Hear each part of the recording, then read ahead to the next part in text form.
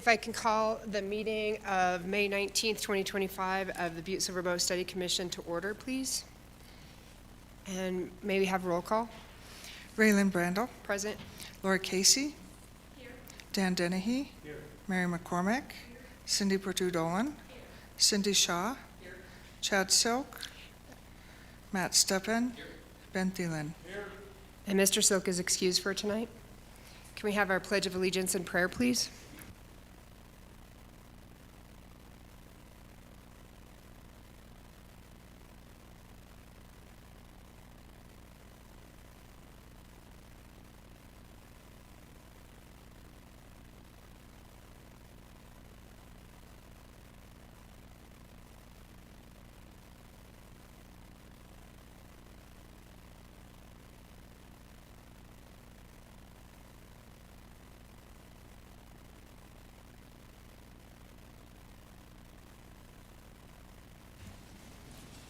Okay, public comment on any item on the agenda.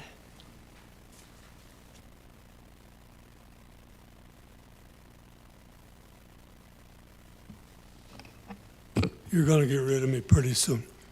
Order to ban Rob 2601 Grand Avenue. Reference item 8B. I doubt if this can be built into the Butte-Silver Bowl charter, but you can add it to what other city counties are doing in Montana for reference. I submitted it to give you an idea of what our commissioners could be doing or should be doing if they had the time and were properly compensated for doing it. Thank you, Mr. Banderob. Yes. Mr. Dennehy?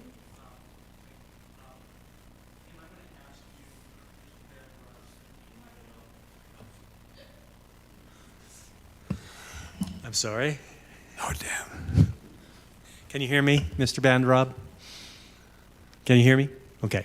Yeah. Kim, I'm going to ask you to send Mr. Banderob. He requested some information from me in terms of a electronic submission to him at his personal email regarding neighborhood committees and commissions and work groups. And so I'm going to have, if you would, could you send these sections to Mr. Banderob when you have a chance? The first one is from the agenda you sent to us on the city of Helena. Section or Article 4, entitled Neighborhood Councils, starting at section 4.01. There's two sections regarding the formation, composition, boundaries, elections, terms of their neighborhood councils. And if you could send that to Mr. Banderob, I would appreciate that. On the second note, the second charter is the Charter of Great Falls.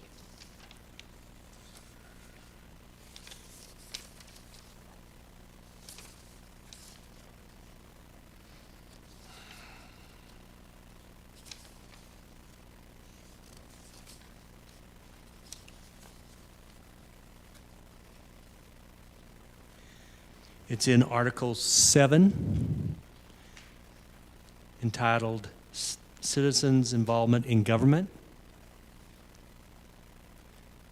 Subsection 4, Neighborhood Councils. Again, it provides the purpose, planning, organization of those neighborhood councils.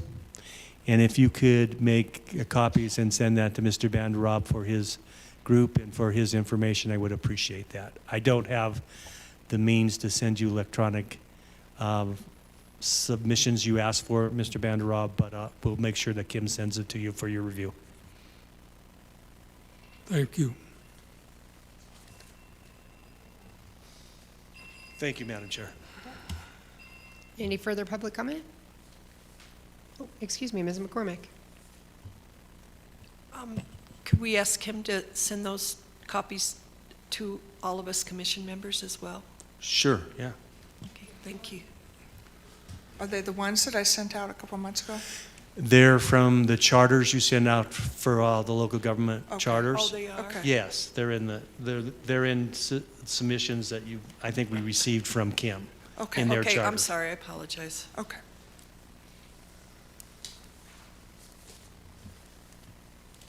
Do you have additional comment? I've got one on the next item. Okay.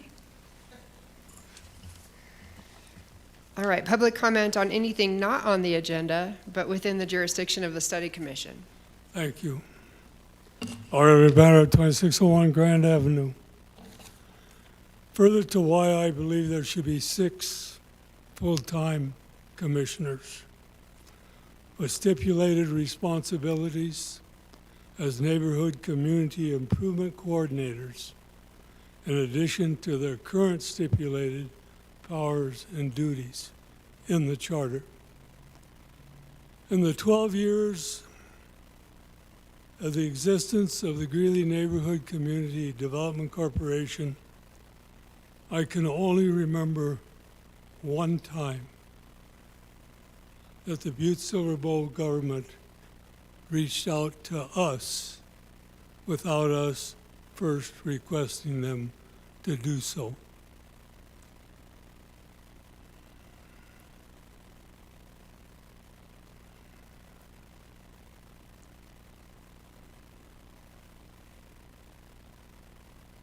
And that was when they needed to install wood stove to meet a requirement by the state of Montana. We need instigating coordinators, go-to commissioners. I have to give them credit. They did do what they could do at the time. That have time to assist in formulating and moving neighborhood improvement projects forward. The Greeley Area Plan has been on the shelf ever since COVID. We need encouragers that will encourage the people to do it themselves. We got to recognize as a nonprofit so we could get funds to do our own projects in addition to what the government was providing. The people do not need to be dependent on the government, but they do need to be encouraged, and they do need to be given some guidance. And they need assistance from the commissioners to move the projects up the flagpole to the at the proper times. But our government does not have that system in place today, nor does it have the personnel to carry that out. So that is why I am calling and hoping that you will include 6 full-time commissioners to facilitate neighborhood improvement projects. Thank you. Thank you. Any other public comment on any item not on the agenda? Okay, so moving ahead to item 6, or approval of the minutes of the meeting held May 12th, 2025. Ms. McCormick. I just have a couple of typos. There's a few more, but the ones that stuck out on Section 9, new business. Item C, it's Public Works. Item 2, it says if we have several departments or issues that we lump together, that should be lump.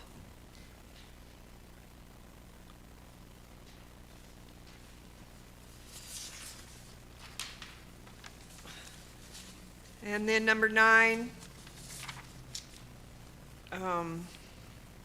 item M, I think it's on page 10. It depends if you print it. It's on page 10 when you view, and then it's on, well, I think it's on page 10. And it's discussion about HB 547. down on item 4, the second sentence, it said "won the law," it should be "once the law."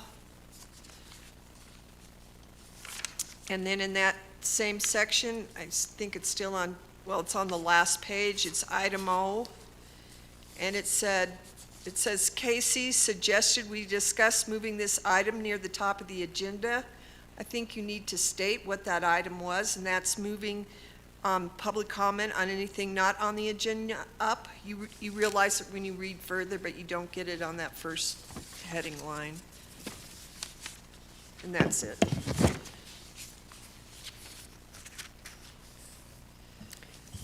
Ms. Shaw?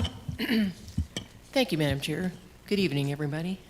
I also found a couple other, on page 8, under 9, new business, if you go down to section 9B, it's right about the second line. It says, N. Ruth Fells, that the language in this section is fine. It should be feels.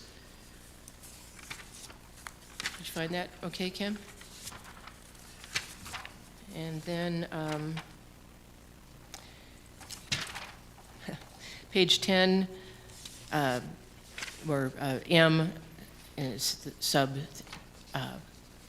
3 I's, or is to 3, M3, about the third line down, it says, it puts into effect the ability, the volunteer fire districts, to have, you have budgets, and you left the T out of budgets. Oh. And one more. Hang on a minute, okay.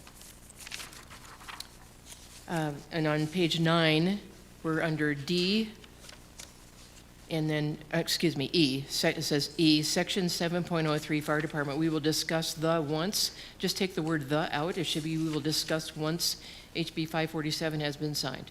And that's all I have. And with that, if you don't have any others, I can move to approve the minutes as amended. Mr. Thielen? Madam Chair, yeah, I have a couple questions about the minutes. Are these minutes, are they condensed minutes as we go? And so, Can you, Kim, would you turn your mic on, please, so we can hear you? Thank you. Yes. okay, so do the YouTube minutes stay up, or do they come down, or what's up with YouTube?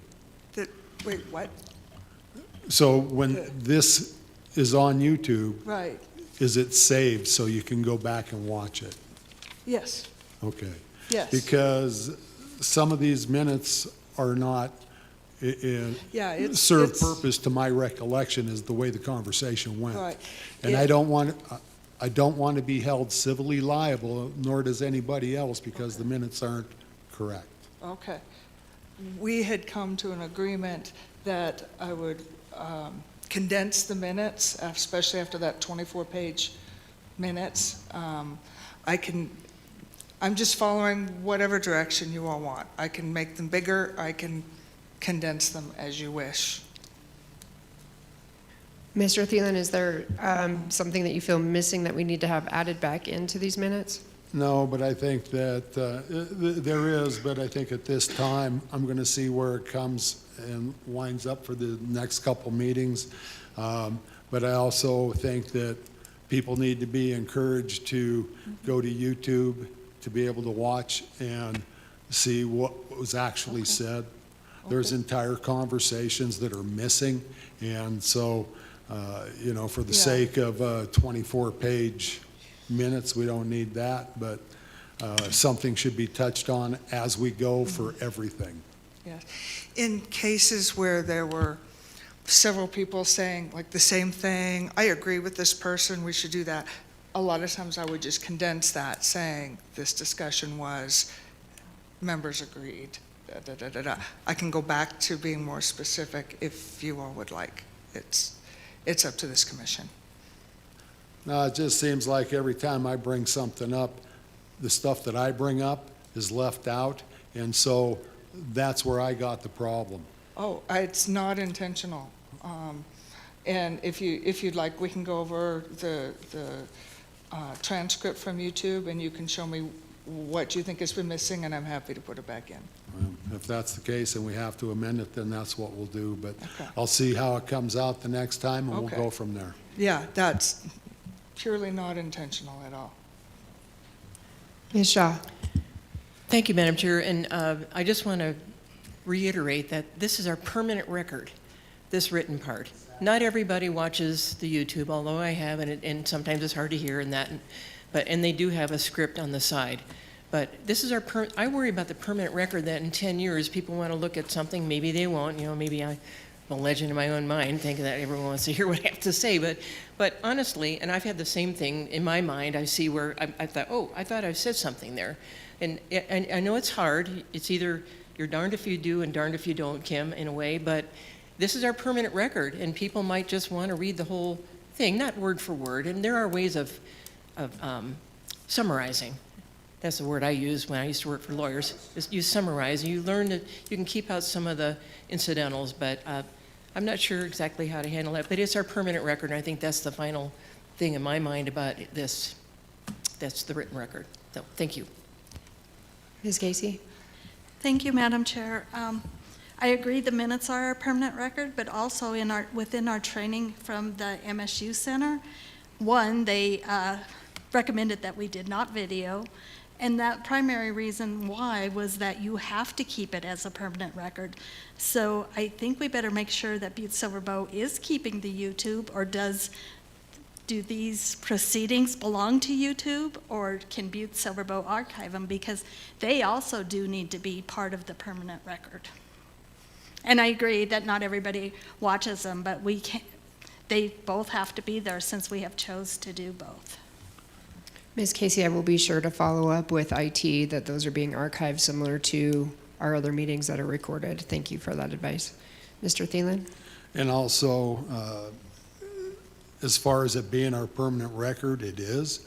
And if somebody's saying something, it's there for us to go back as a reference. And if it's not there, then we have to go back and watch YouTube. So I'd rather be it in the record. Ms. Cohn? Thank you, Madam Chair. Oftentimes, I save the transcript, I block the transcript out and have it on my divided screen so that I'm following along on the transcript as I'm writing in my notes. And when there's doubt for me as to what has been said, first of all, I've got to translate the transcript. I don't know if you all have looked at the YouTube transcript, but it's generated by AI, and it's really bad. But I follow along, and if there's something, a block, somebody is, like maybe Mr. Enruth has said, for this, da-da-da-da-da-da, I will block his conversation out, remove the ums, the you-knows, the us, the timestamps and everything, and make it into sentences and understandable, and then put it back into the minutes that way. So I do follow the transcript, and I'm happy to attach to the electronic record the transcript. I don't know if printing that out is practical. Like that 4-hour meeting was 200 pages of transcript, because it's one line at a time, one line at a time, one line at a time, and it doesn't really pick up everything sometimes. So, but I'm happy to be more detailed or less. These were less detailed after a conversation we had a couple weeks ago. Mr. Thielen, you're comfortable with leaving these as are tonight, minus the amendments that we made for grammar and spelling errors, or would you like these to come back after review and come back for approval after next meeting? Madam Chair, I think I would like to have it reviewed and come back to it, please. Okay, so we will hold these minutes for approval until we come back next meeting, which is in 2 weeks, and so then we can have them reviewed. We'll make sure that we send them to you first to get a good look at them and make sure the pieces that you had marked as missing are included into the transcript, or into the minutes, and then we'll bring them back for an approval. Is that Ms. Shaw? Thank you, Madam Chair. I withdraw my motion to approve at this time, Thank- awaiting the next time we get together. Thank you for that. Is there any further discussion on the minutes or how they should be recorded? Okay, so I look forward to those changes and we'll bring them back next meeting. Moving on to item 7, conversations with departments. Bill Melvin, you are first.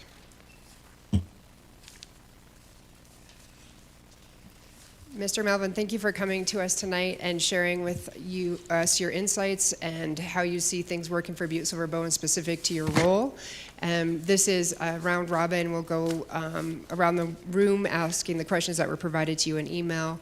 It is an informal conversation and meant to be a conversation, not a grilling. So we've said that to everybody that's come before us as we started these meetings. And then we have a couple of back pocket questions that come out every time. So you've probably heard those already too. But if we could, I'll start with Ms. Casey, please. Thank you, Madam Chair. Thanks, Bill, for being here. The first question is, what are the specific responsibilities and duties of the Butte-Silver Bow Civic Center Director? Okay, I did provide you with some written statements there. And the very first one is the duties and responsibilities of the Civic Center Manager, taken pretty much from my job description. I would be remiss if I didn't introduce our Assistant Manager, Crystal Carlson, and I'm very blessed to have her on staff with me. Anyhow, you guys are all very smart, bright people. You can look through that. I just touched on a few of them, and I would be happy to answer any questions you have, but recruits and supervisors, volunteers who assist with events at the Civic Center, we are very lucky in this town. We have a lot of people who are very conscious about volunteering and helping us.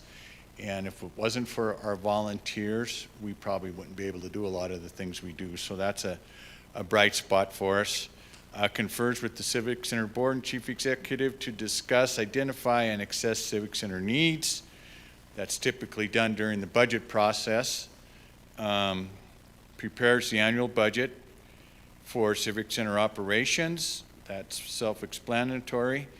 And this one's kind of an important one. Handles bookings, prepares contracts, collects rental and deposit fees from facility renters to ensure all administrative procedures have been followed and revenues have been received. And I can say that without any doubt, of the 20 years I've been there, everything's made it to the bank, so that's a good thing. Moving on, develops and coordinates annual operating calendar, including activity schedules, dates, hours of operation, and preparation for attendance and the revenue.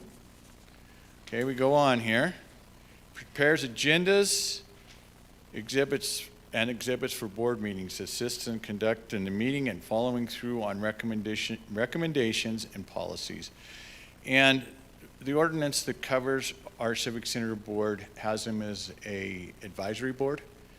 And I've been blessed with a great board, and I can say this, I've never not taken their advice in 20 years. So out of respect to them, they're very engaged. They're at all of our events, and I have much respect for them. So an advisory board sometimes is a misnomer as far as I'm concerned.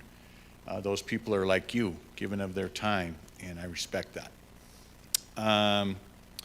Interviews, hires, trains, assigns, prioritizes, motivates, supervises, and evaluates the work of the department staff.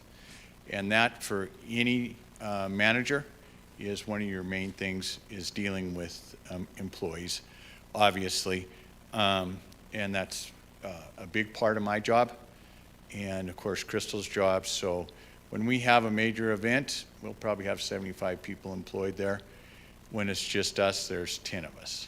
So as things come and go at the Civic Center, we have a lot of different people working there in different capacities.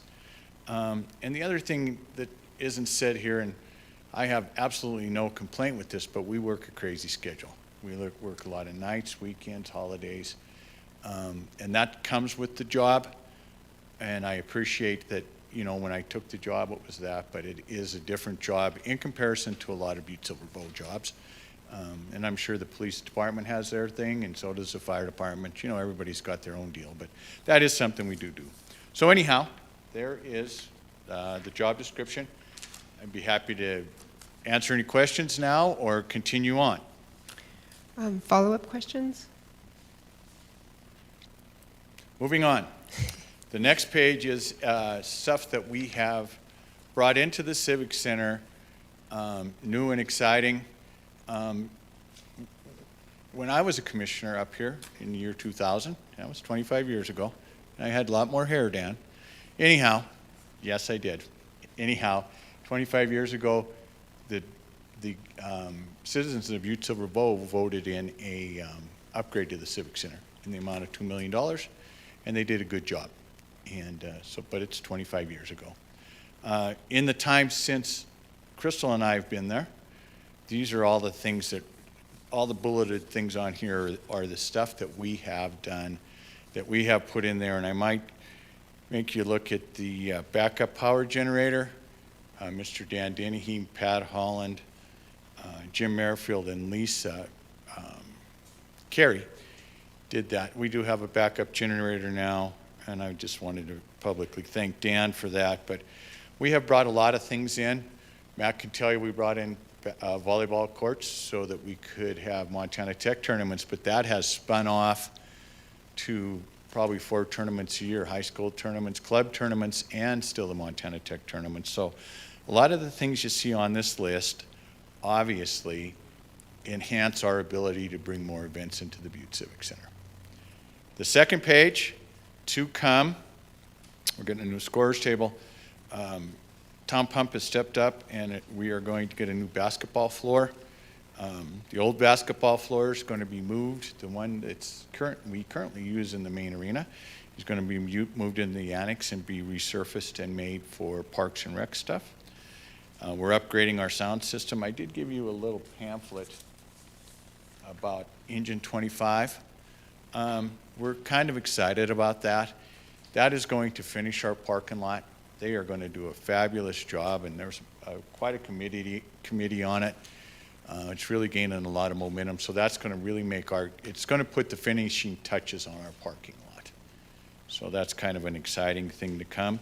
We've done a lot of landscaping out there, and we'll continue to do landscaping. I don't know if you noticed, we do flowers every year and try to make the place look really good.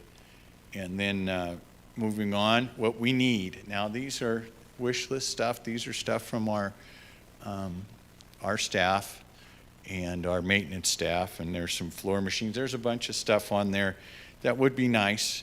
One of the main things is air handling HVAC system, and what we had a new generators put in during the Obama time, and that was 2008.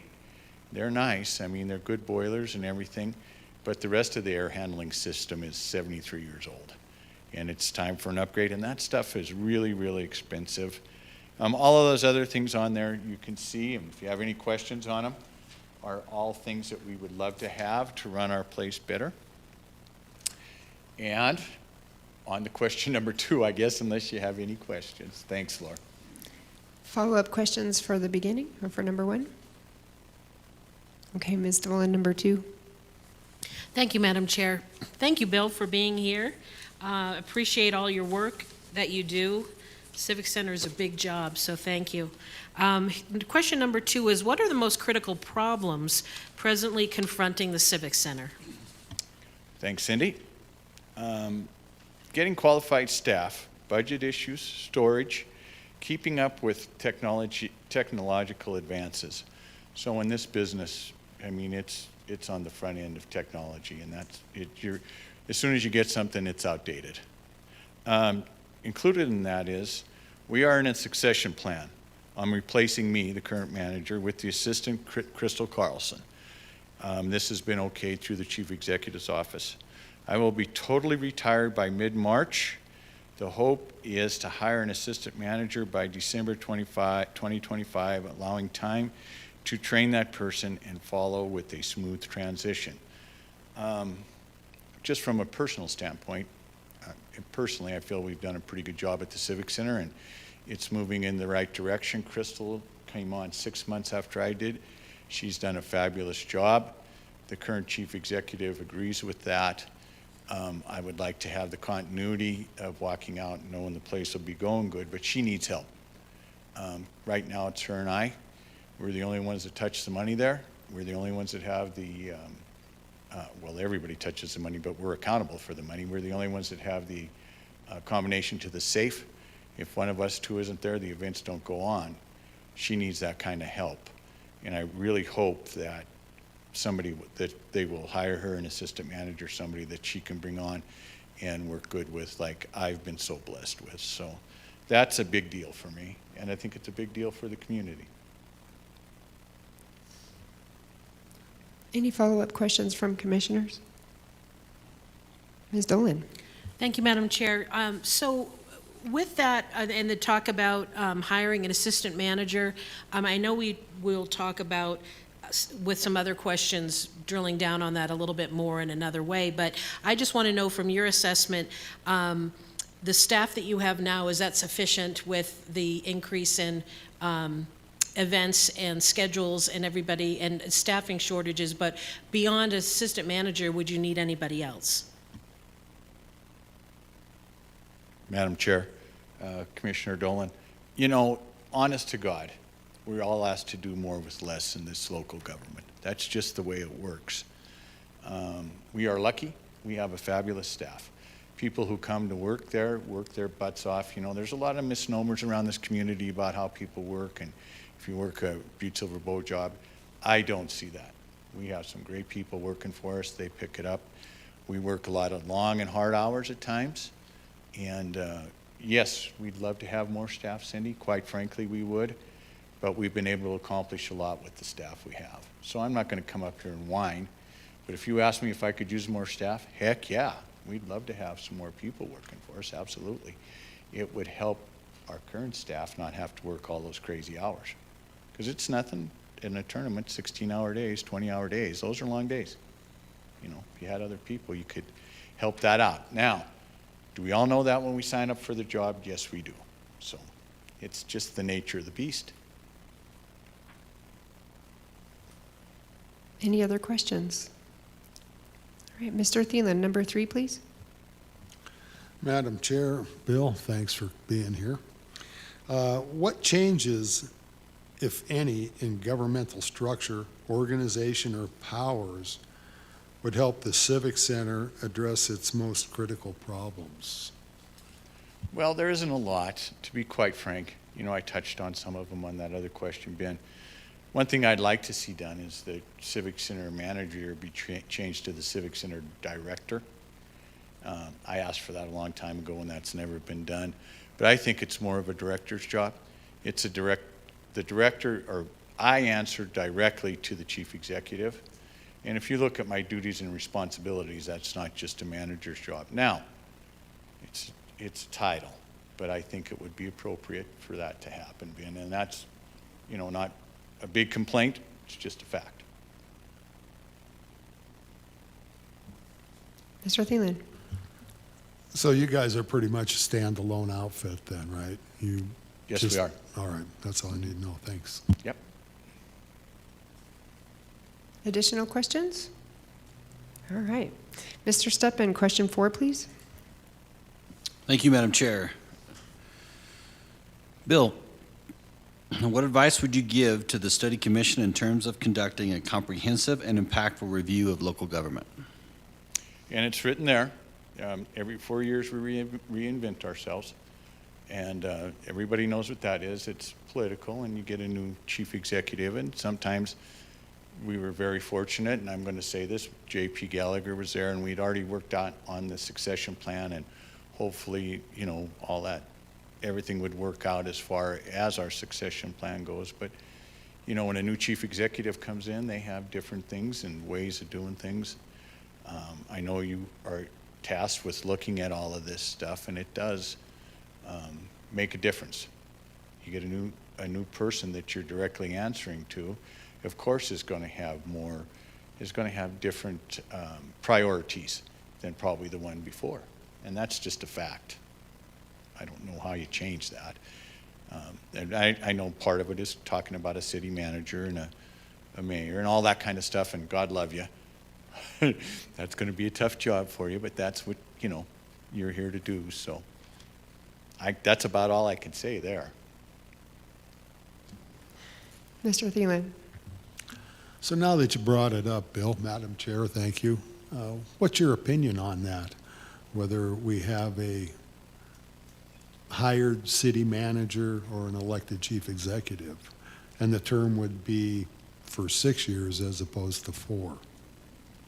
So I guess my question is this, Ben. Would you have a mayor per se being voted in by the public politically, and then the commission or the mayor and the commission hire a city manager? I don't know I don't know if you know the total structure, or is that part of the structure? Who would hire the city manager? How would that go about? Mr. Steppen? I think the intent of the question is to ask what you think the ideal form would be, whether that included a mayor, whether that included a city manager, or no change at all, if that makes sense. Yeah, and it's a really tough question. Again, I can see the benefit of going into an office to a city manager and saying, okay, here's what we got going on. And, it's usually a fiscal thing. That's government, it's fiscal, but here's what we'd like to do and do it, whatever's best for the community. That's probably a pretty good thing, because it doesn't always happen, but some people take jobs, I'm not saying people, but you're afraid to do some things because you want to get reelected. But what's the best thing for the community? What's the best thing for the Civic Center? What's the best thing for the Civic Center employees, etc.? You get the politics out of it, and maybe you would be a little bit more streamlined and maybe a little bit more effective. Now, what's the other end of it? You could find a really good city manager that's a really good numbers person, or whatever your focus is of hiring them. The other end of it is who goes and kisses the babies and handshakes and does all the political stuff that they're there for, ribbon cuttings and to do all of that end of it. Is there another person who does that? Not saying that city manager wouldn't be part of that, but to split that would probably be better. And then you would still have the political person that has to run for office every 6 years or 4 years or whatever terms you guys come up with. That's another option, I guess. Is that kind of what you're thinking? Yeah. It's a tough question. When I go back, I was a commissioner, and there was a study commission when I was a commissioner. I went to a lot of these meetings and listened, and it goes back to then. It's still, it's still on the table, and and then changing commissioners. And Mr. Vanderrob brought up putting up 6 full-time commissioners rather than 12 part-time commissioners, and that's probably another part of the deal that you guys are going to have to decide, and that's an open question too. So, yeah, I wish I could tell you flat out this would be the best way to do it, and this isn't. It's a tough question.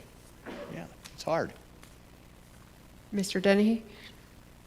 Well, first of all, when you said that, you're going to retire 2026? Yes, sir. Some people have argued that you retired 20 years ago, so I don't know what that. Just kidding, Okay. just kidding, my good friend. Boom. Well, anyway, I wanted to kind of pick your brain on, since you were a commissioner, and some of the things that we have been talking about and have been brought up by a number of people during our past months of study is the commissioner districts per se. So we know that we have 12 districts. Some have indicated that 12's too many. We haven't really talked about too many or too few or too more. But in your opinion, Bill, being on the Council of Commissioners as Commissioner Shaw was and our friends, what is you can answer it or not answer it, your opinion of reducing the number of commissioners of the council? Well, it's kind of interesting, Dan, in the fact that, okay, you got 12 part-time commissioners, and those 12 represent certain neighborhoods and stuff. And that's kind of nice because, for instance, when I was a commissioner, I was District 9. I got to know a lot of the people in my area. I would go to the meetings and different stuff. But I was a part-time commissioner, and there was a lot of things that you couldn't make it to, because you still had to make a living. Cindy was on the commission, I know Cindy Shaw, but, you know, all you guys did a great job. But here's the thing, if you went to a full-time commissioner, that person did their job and was out working in the neighborhoods and getting to know all them people, cutting it from 12 to 6, yeah, that might be effective. At 12 now, because they're not paid and they're part-time and they all have lives and careers and everything else, it's hard. It's hard to cover all the stuff you got to do. And, you know, some of them, and with no disrespect to anybody, are busier than others, and they got to go out and try to represent their people as well as they can. So if they were a full-time commissioner, there wouldn't be an excuse. They should be at all that stuff. So that's kind of, does that answer, Dan, kind of where we're at? Yeah. I apologize to Cindy Perdue-Dolan, you were also a commissioner. I'm sorry. Thanks, Bill. Any follow-up questions? Okay. All right, and I think it's up to you now, Mr. Dennehy, on number 5. Thank you, Madam Chair.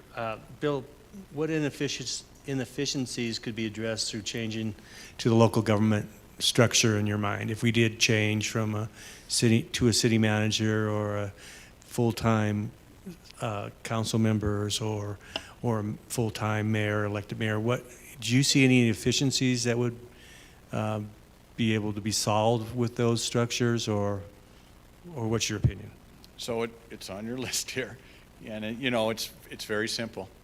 A long-term plan that can be followed and not politicized. And that's the deal. I mean, that's what we're talking about. You know, if you look at something and have a goal, that, again, so you're right in the middle of doing all this stuff and you're really moving forward, and a new chief executive comes in. And that's not particularly their goal. And I mean, it's happened, and it's happened in every department, and you know that as well as I do, Dan. And then all of a sudden you're halfway into this major project and he goes, no, that's not my priority. I want you to change and do this. Well, that's a little disappointing, but it is what it is. It is what has happened. That person was voted in by the citizens of Butte-Silver Bow to be the chief executive, and as you all know in the charter, our chief executive has a lot of authority, and that's the way it is. So that when you go back, talking myself into the city manager thing, the city manager can pretty much tell the chief executive, well, that's politics, pal. We're going to do what our plan is. Or she or he, it doesn't matter. I'm sorry, I'm trying not to be that political, but it's political. That's the way it is. That's the life we lead up here.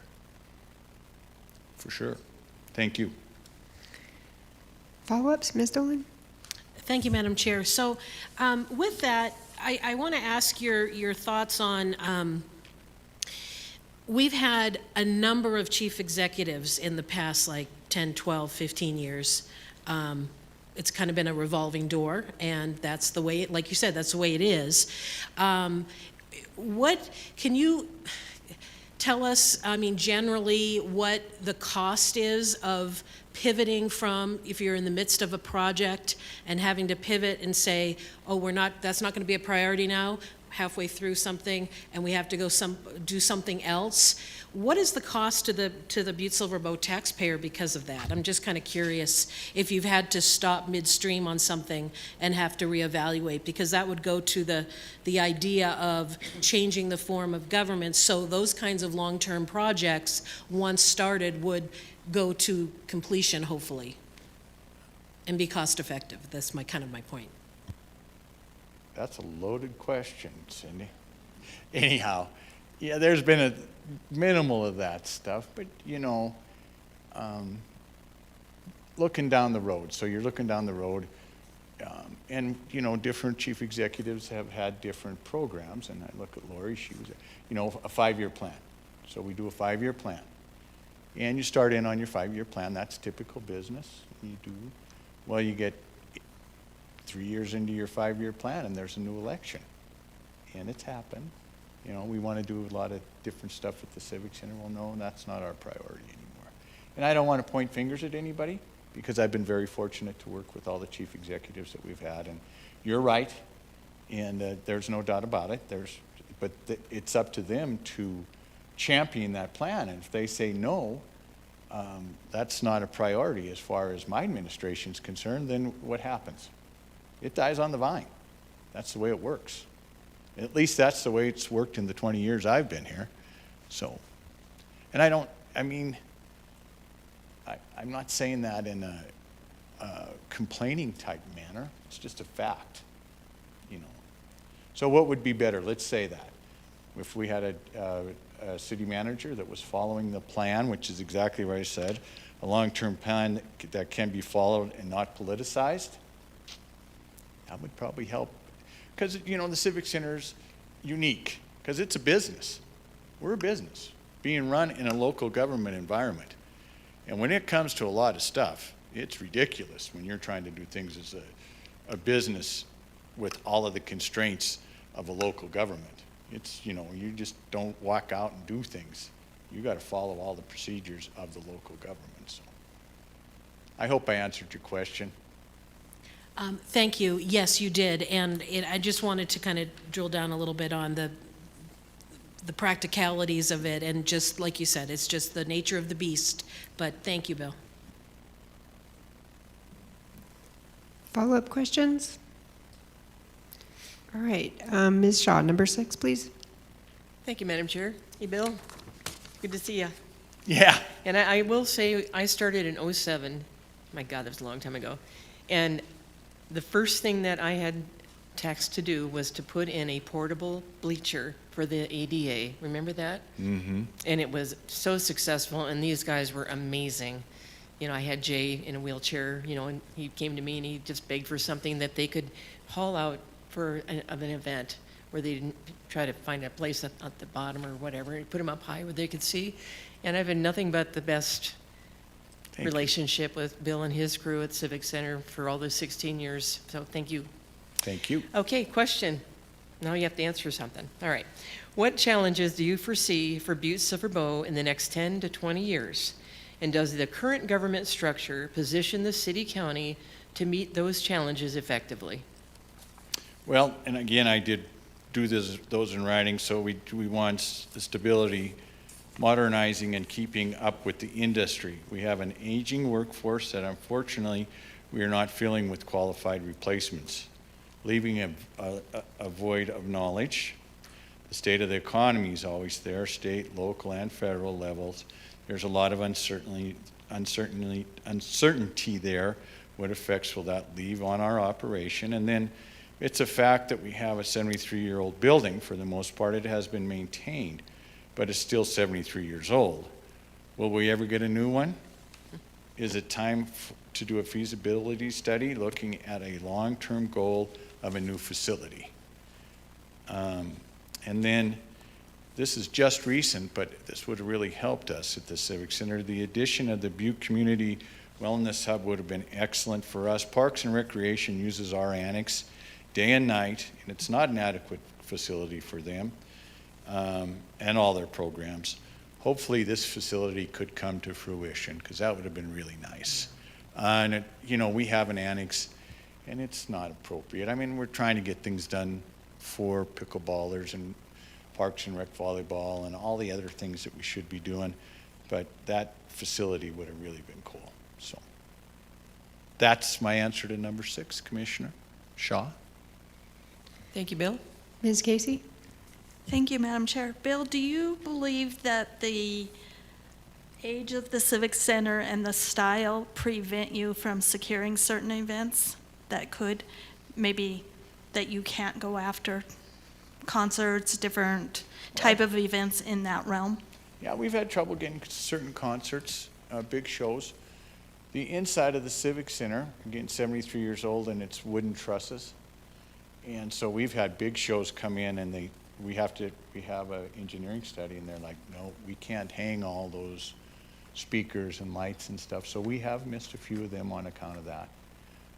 We did go through the process of, you know, finding out what it costs to retruss it, essentially, so that we could do it, but it would be very, very expensive. So that's one item, one example I can tell you that, yeah, that does hurt us. And it, you know, that being said, probably one of the major things that we do run into, you know, like a circus delay show or something where they're doing a lot of flying stuff. Yeah. Thank you. Other questions? Ms. Dolan? Thank you, Madam Chair.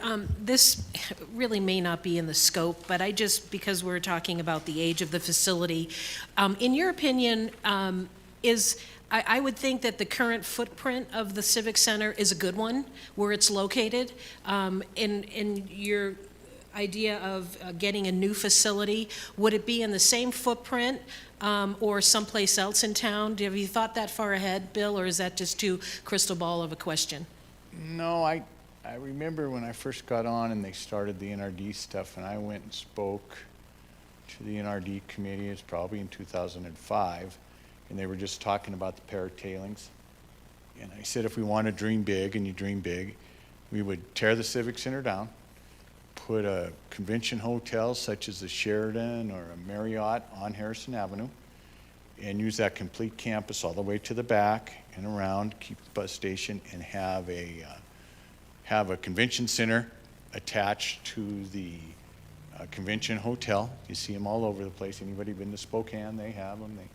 And that would have, if you wanted to dream big and really think that of something that would be a credit to the whole town, absolutely. That was my dream 20 years ago. Of course, that didn't happen, but I will tell you this, you know, we've got a beautiful parking lot now. It really takes a lot of the stress off of Crystal and I, and it looks so much nicer there. We got a road through there. So all of that does help Cindy, and that new facility behind us would have helped, and it might still help. I don't know, you know, if it does come. But the big picture would have been, yeah, use that whole camp, make a beautiful campus out of it, have the whole thing there, and you would have really had something. Thank you for the big dreams. Not allowed for our charter, darn it, but we could write that in maybe. Ms. McCormick, number 7. Thank you, Madam Chair. Thank you for being here tonight, Mr. Melvin. And this is your last question. I see you don't have it filled in, but maybe you'll just tell us. What is the current rate of annual compensation for the Civic Center manager and members of the department and of your professional staff? Are these rates of compensation fair? Sorry I didn't fill that in, but I can tell you right now what it is. I make $92,107. Okay. Crystal makes $58,500. And the rest of our staff is all union, with the exception of some of our part-time staff. But all the rest of our full-time staff are union people. You can ask me that question. I can tell you I've been through 3 different wage studies in my career here at Butte-Silver, Yager, Decker, Fox, Lawson, and we just had another one done. And every time I'm undercompensated when you compare me to the only other person in the state would be who runs the Metra. Now, do I say that in a complaining way? Absolutely not. And there isn't anybody that's going to walk in here and say you're paying me too much. But the fact is that when you go start recruiting people, that's when you have trouble filling positions. Crystal was taken out of the union. She was in the union secretarial pool when we started our succession plan, and her job was more of an assistant manager anyway.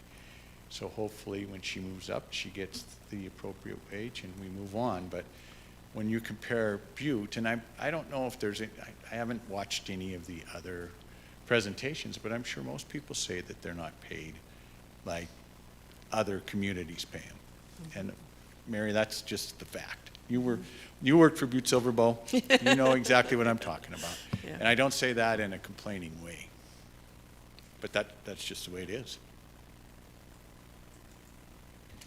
Ms. Dolan? Thank you, Madam Chair. Just a quick question. What is the current salary for someone who works in your position at the Metra? I'm just curious what that wage is compared to the 92 that you make. Thanks. So they've had some changes at the Metra. So they went to, and this is one thing I hope we never do, they went to a management group. There was a long-time manager there by the name of Bill Dutcher, and when he retired, their structure is the three county commissioners essentially run the Billings Metro.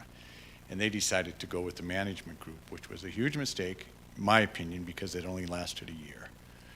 Previous to that, Bill was probably 25% more than me, plus he had a car and a place to live on site. Now, I don't know if you'd want to live on site where you work, but those were some of the benefits that he had. And of course, it was a bigger, you look at some of the stuff, it's bigger. Yeah, Metro Park is big, but that's about the only comparable. Even the other ones you just can't. Most of them are colleges, and then there's a deal up in Great Falls, and that's more of a fairgrounds. They don't do nearly the stuff that we do, so it's hard to compare. That's what makes it really tough when you start doing a wage study. But he was substantially more compensated than me. Now, what's the other end of it? Well, he had a staff of about 25 people. I have 10. So. Mr. Seppen? Thank you, Madam Chair. Not so much a question, but just a comment. When you look at, and I've been involved in organizations that have run events at both the Butte Civic Center and the Metra, and the work that Bill and Crystal do to make our community center accessible to our community goes a long way, right? And so places like the Metra and what they charge compared to what you pay to rent the Civic Center, they're not even on the same wavelength. And that accessibility is really important to our community. It's an economic hub for our community, and the work that they do with local organizations to help bring some of that here and help keep the cost down is pretty incredible. And to tack on to that, when they talk about it's the two of them, and if there's an event at the Civic Center, one of them has to be there. They're also first to step up with community partnerships. We've had them as our ticketing box office at Montana Tech for a time. They may have an event at Civic Center, and we might have a home football game, so that means one of them is down at Civic Center, one of them is up at Montana Tech, right? So the two of them, and I hope you get your assistant plus, because that accessibility and partnerships with the community are what makes it all work. And so we'd hate to lose that. But thank you, Bill. Thanks, Crystal, Matt. thank I you. appreciate it. Excellent. Any other questions? Thank you, Mr. Melvin. We appreciate your time. I do have a comment. You bet. Okay, I got to tell you all, thank you for what you're doing. This is out of your, you're out of your busy days. You ran for this, and now here you are, and here 200 pages. Who's going to read 200 pages? But I guess you're going to. I mean, you have a huge job, and it's a worthy job, but there's a lot to it. And you're look at all but one person's here. That's very refreshing. Thanks for what you're doing, and good luck. Thank you. All right, Mr. Cassidy, you are next.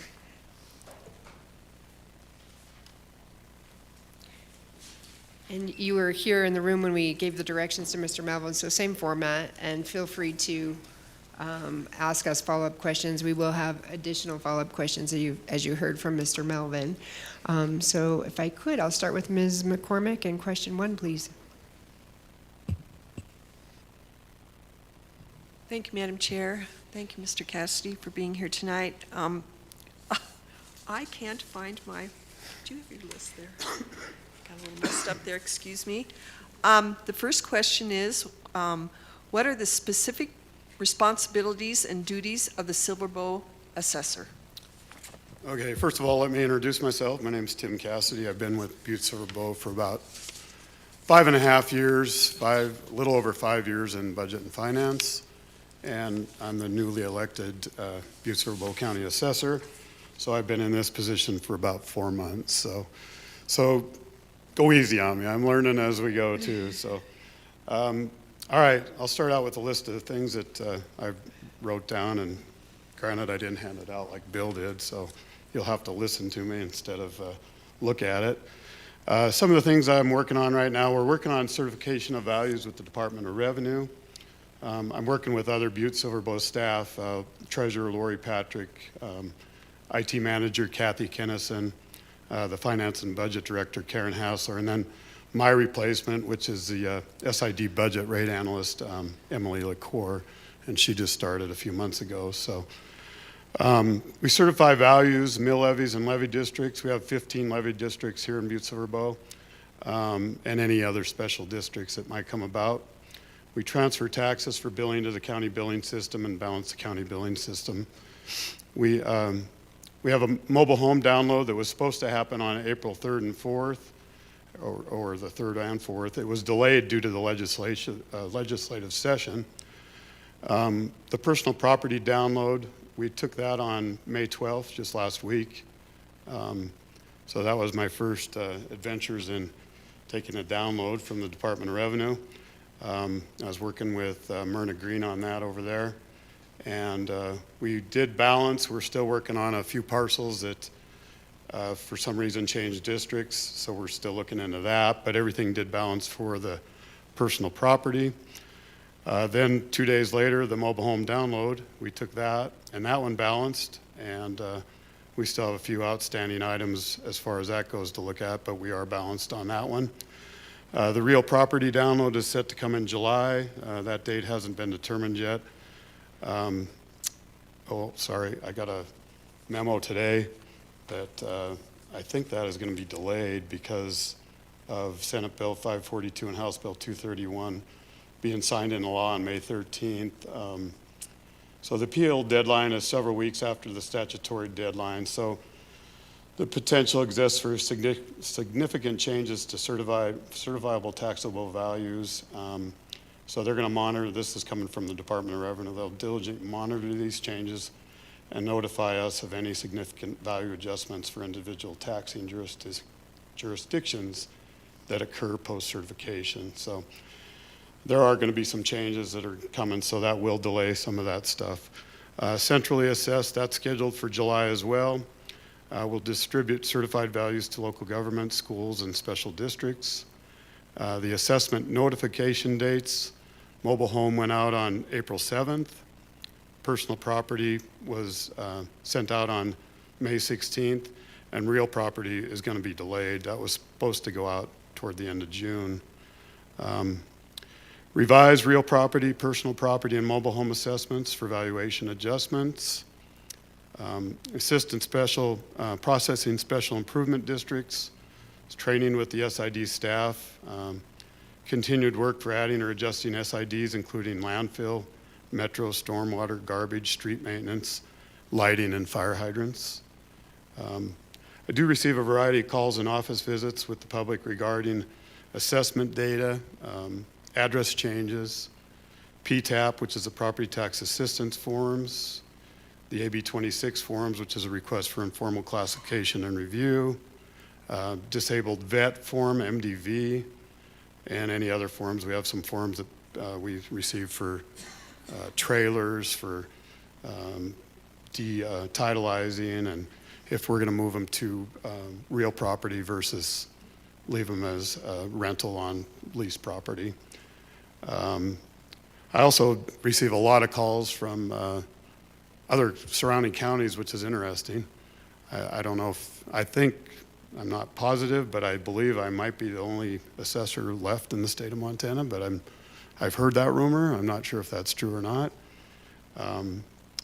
So I do receive a lot of calls from the surrounding counties. I've got calls from Beaverhead, Jefferson, Granite, and Deer Lodge, and for the most part, I've been able to help most of them. They're, simple requests for the most part, looking for tax information that I can go out and get off Cadastro for them, or I can send them PDFs of their property record cards and help them out that way. So I receive a variety of tax bill requests, including property tax payoff information, copies of bills and address changes, respond to taxpayer inquiries. Probably about 75% of my questions probably come via either people coming to the window or by phone. I do receive some email messages as well, but the majority are probably personal calls or visits. I work on CPACE. CPACE is the Commercial Property Assessed Capital Enhancement Program. So what we have to do is we have to make sure that gets added onto people's property tax bills. That's a program that allows We've got 2 on there right now. It's hotels that are taking advantage of like solar projects. So it's a 15-year schedule. They can pay that back on their property tax bill. I think it's at 5.9% interest rate. So, but it does provide them with the opportunity to do some improvements at a relatively cheap rate. I work with Kelly Hazlitt, the Tourist Business Improvement District, the TBID. So there's a $1 tax for every night a hotel guest room is occupied, and I work with her. I get all that information. We put that on the property tax bills for those specific hotels, make sure they're all getting their bills paid. We do have one outstanding hotel that we're still trying to get their property tax bill caught up. So I work with the Community Enrichment Department. That's Dave Aguirre is the new director down there, on unpaid fees for both weeds and property cleanups. Those fines, if they're not paid, we add them onto the individual's property tax bills, and that's how we try to collect those. Tax deed notices, went out with Lori Patrick, our treasurer, posting tax deed notices in April. That was interesting.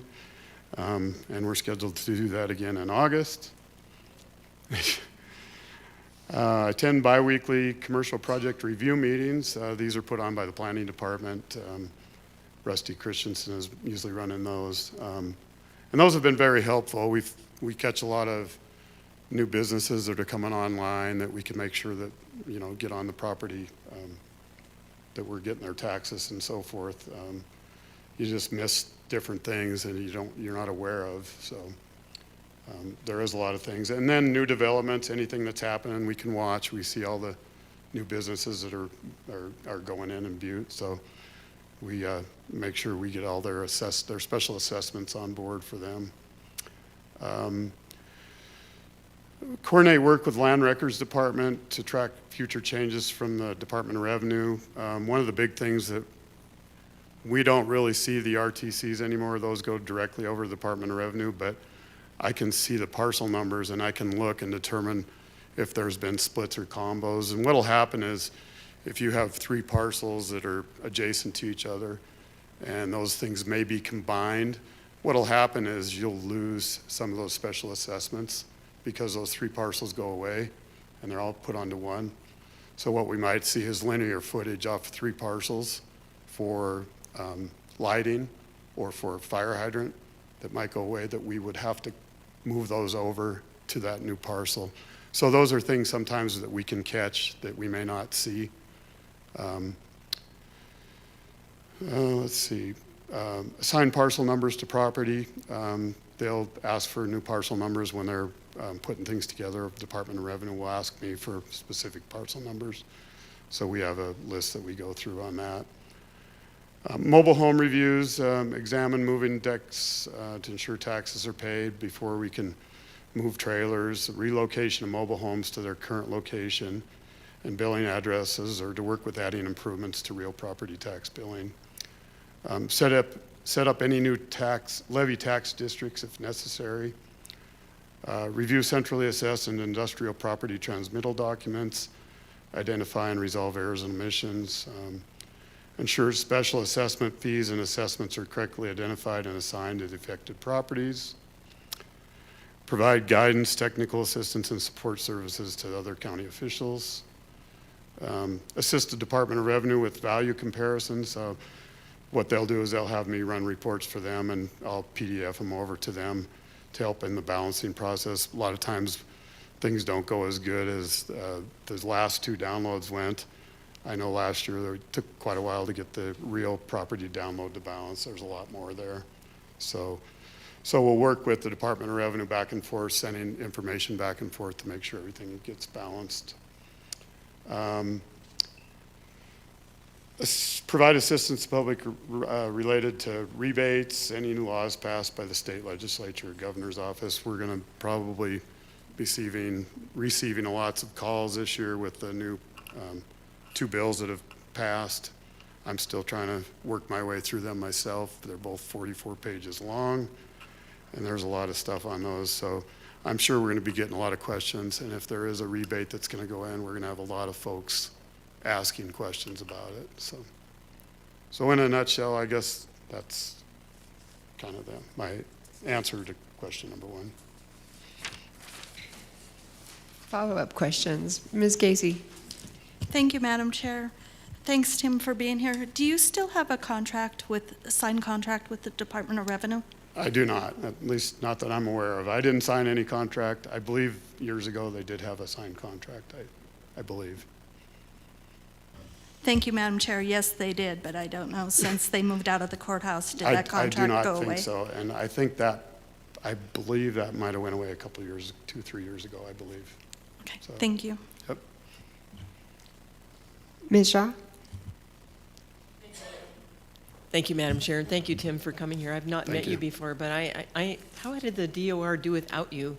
I mean, Well, I or think the without DOR without that department? I mean, seriously. I mean, I think that department is a very important department, and well, Ms. Casey would know. She's worked there for many years, or did work there for many years, so Yeah. she knows more about it than I do. I can tell you that right now. So, but it is, yeah, I think there is a lot of communication that goes back and forth.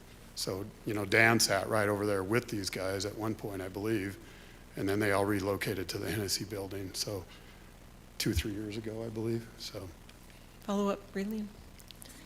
Yeah, so 20 years ago, I was in a study commission, the last one. Can't believe it's been 20 years since we've had one. And I think you have a lot more responsibility than they've had in the past. And you are the last assessor, because Anaconda Deer Lodge had one just like we did. And then I think recently they don't have one anymore, so you're it. I've heard that rumor. I thought there may have been one other one around the state, but I'm not I positive don't think about so, because that. 20 years ago was two. So, Yeah. yeah, so a lot of people really don't know what you do. And I hope a whole bunch of them listen to this online, or just there's some reporting on it, because, and like other elected officials that, you're behind closed doors a lot, but you do a lot. And I think we would be remiss to try to undo that or get rid of an assessor or whatever. But there's so many things, I don't know where they'd be taken up, who'd take up that responsibility. But I have one specific question. Okay. And that is market value assessments. I know I used to go to see Dan, and I'd ask him about my house or somebody else's house, and they'd have a market assessment where they had like the nearest 3 houses, and they try to get some kind of an idea on what the market value would be assessed at. Could you touch on that a little bit? Sure. So Department of Revenue does set those. They send out their field appraisers, and they'll go out and set those. Granted, they don't look at every house in Butte-Silver. They'll look at houses that are similar neighborhoods and so forth, and then they'll appraise those values. And what we typically see is we'll see 2 class codes. We'll see property, and we'll see the improvements on the property, which is the house and the property, and we'll see those 2 values. Of course, a lot of folks have property tax assistance, so you'll see 80, 50, or 30% reductions on their taxes. So, which is great. I mean, I get a lot of those people that come in wondering, if they can get property tax assistance based on their income and so forth. So it's great. I do get to help a lot of people, and for the most part, everybody that I've helped has been fairly happy with, I feel like they've been happy with what I've been able to provide them for insight. So Okay. Well, thank you for coming on board. thanks. Appreciate it. Ms. Dolan? Thank you, Madam Chair. Thank you, Tim, for coming in tonight. I want to not really push back on what Cindy just questioned you about, but because it was an opinion, but I just want to ask you about the fact that you are the only one left. And in past study commissions, the assessor job has been up for vote to be eliminated because a lot of the functions are in Helena with the Department of Revenue. And your testimony just earlier saying that not only all the information going back and forth to Helena, but also and I think it's nice of you to work with other counties as an assessor, but if they don't have them in the county, I don't really know if that's your position to have that as a job description, to be helping other counties with their assessing questions that probably should go to Helena. But that's, again, my opinion on that particular piece of it. But can you tell us tonight why Butte-Silver Bow should continue to have an assessor if no other county in the state of Montana has one, with everything centralized in Helena?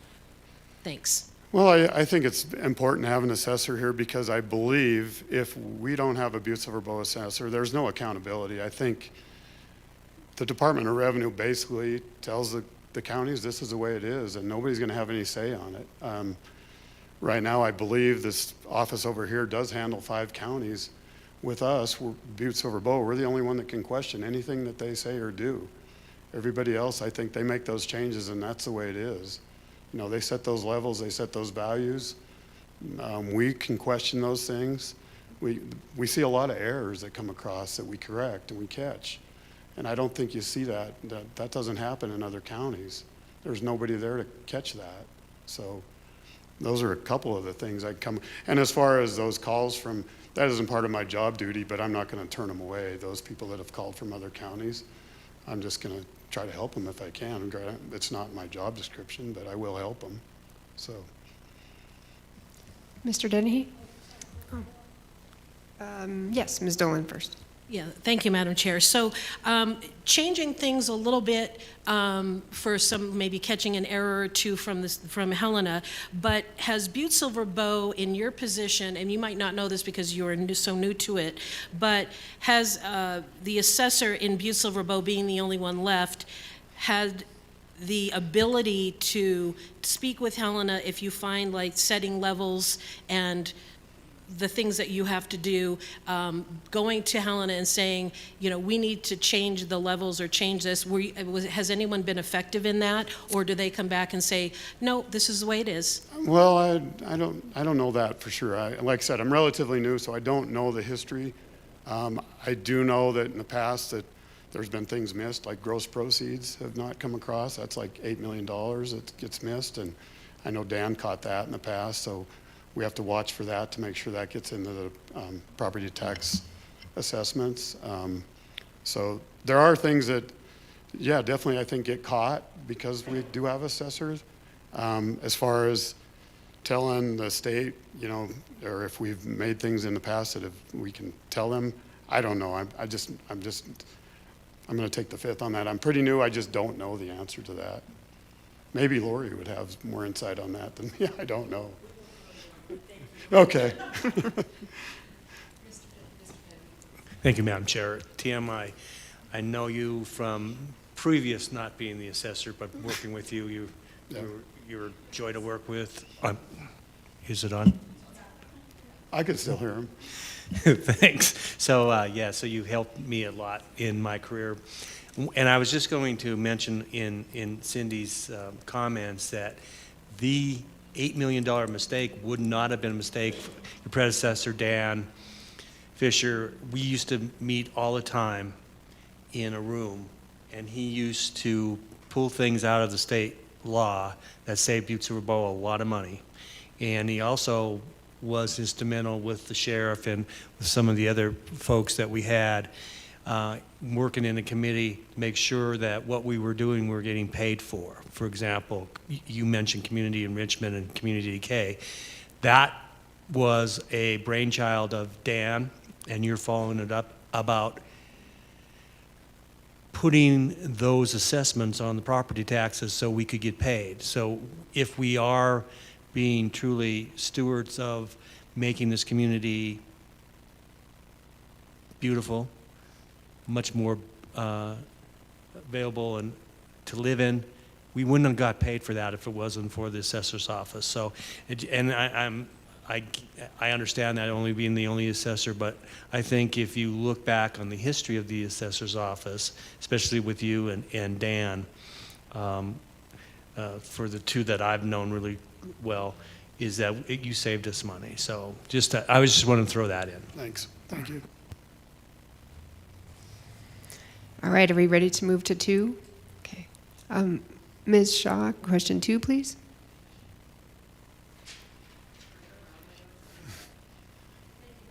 Thank you, Madam Chair. Again, Tim, it's nice to have you here, and thank you so much for what you do.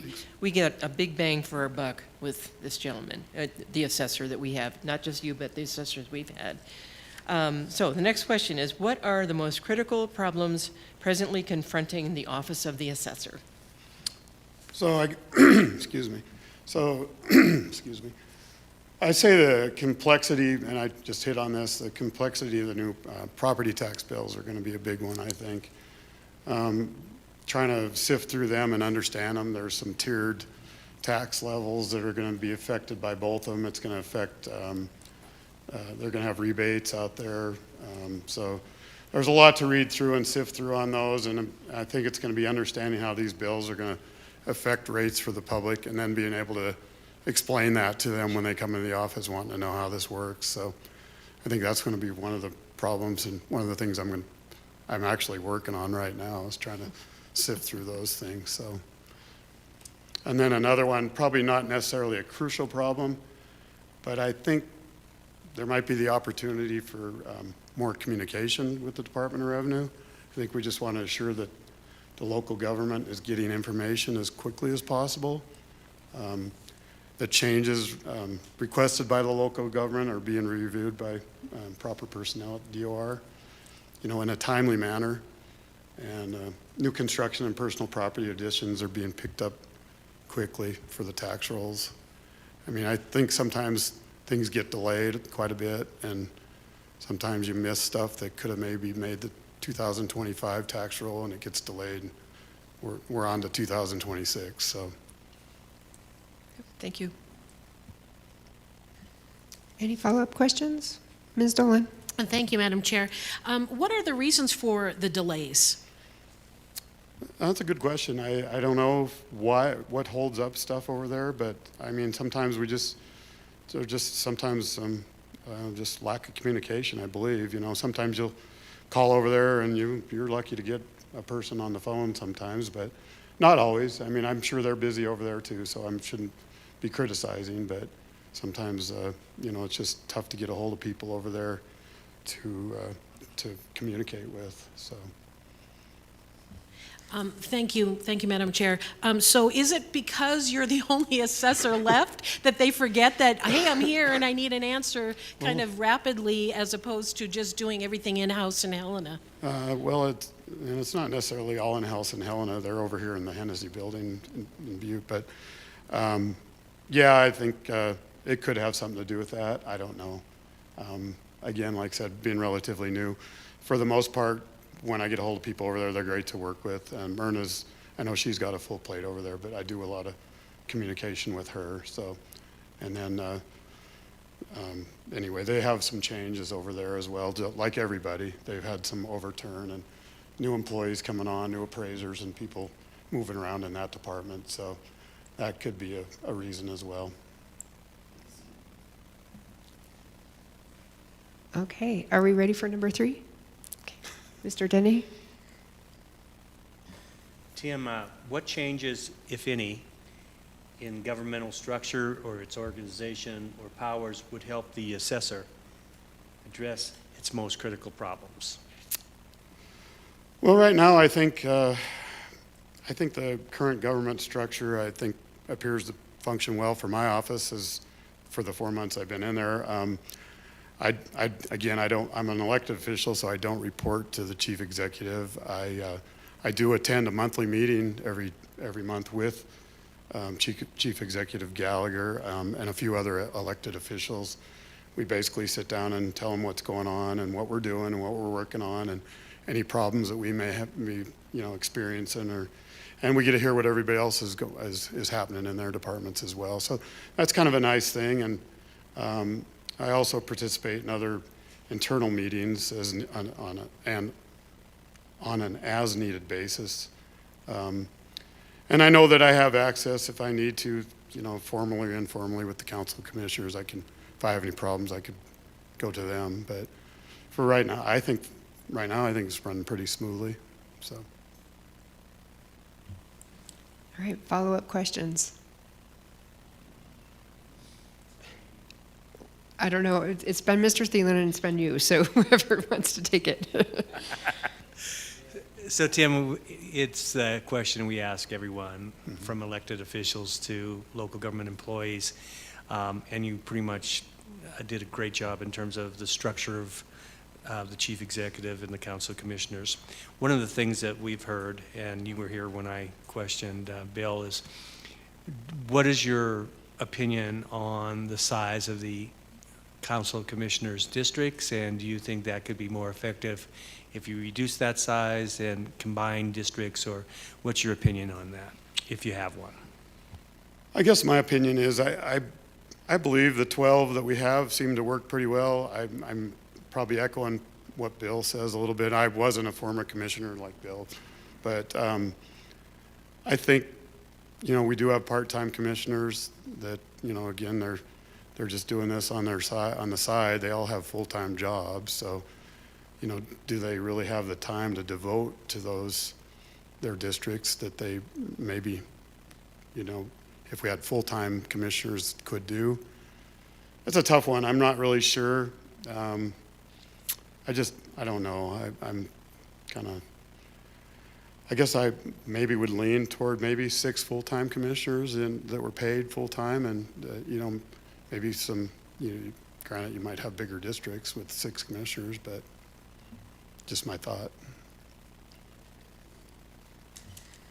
Mr. Thielen, did you want to follow up with city manager? Thank you. Madam Chair, thank you. Tim, so with that, as she said, what would you like to see happen, a city manager versus an elected chief executive with possibly or a city manager with an elected mayor? Yeah, I think I would lean toward the city official or the city manager with the elected mayor. I think that allows the elected mayor to go out and do things that promote Butte-Silver Bow, while the city manager can do the things that takes away our chief executive Gallagher's time, which would be managing all the directors of Butte-Silver Bow and all the employees and staff. I think this would just free up time for him to do a lot of these other things that would actually help Butte-Silver Bow. I think there's a lot of things that we possibly miss. I know he spends time over in the legislature, and he attends a lot of different functions and meetings, and I think that would free up some more time for him. So I guess I would be leaning that way. I think most of the cities in Montana have a city manager, I believe, so, or most counties, I should say. Thank you. Thanks. Okay, Mr. Steppen, question 4. Thank you, Madam Chair. Tim, thank you. I've got the unique distinction of meeting with both Tim and his wife in the same day, so fantastic. What advice would you give to the study commission in terms of conducting a comprehensive and impactful review of the local government? So I think you guys are doing a great job. I think, like I said, you guys are taking all this out of your personal time to be here to do this. So I give you a lot of credit for what you're doing. I guess one of the things I would maybe say is maybe you could reach out to former directors, elected officials, maybe to discuss their previous positions at Butte-Silver Bow. Especially in my case, where I've only been here for 4 months. I talk to Dan occasionally. He's pretty good about answering his phone when I call him, even though he was down in Arizona. But he told me, and he was in the position for 20 years, but he said he'd gladly come in and sit down and talk with you guys if you had questions for him that I maybe or couldn't answer. So I think that's just an example, but I think, there are probably other folks that are in the same boat as me that maybe they could bring in people to, previous people that were in positions to help with some information.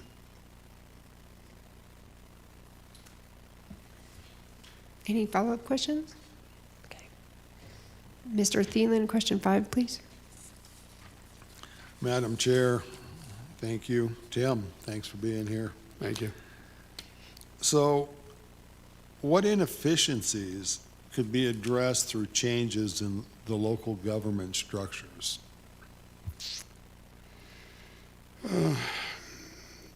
I guess I just go back probably to the last question, the city manager role. Maybe that might be one thing to look at. Just free up time for that chief executive with a city manager position.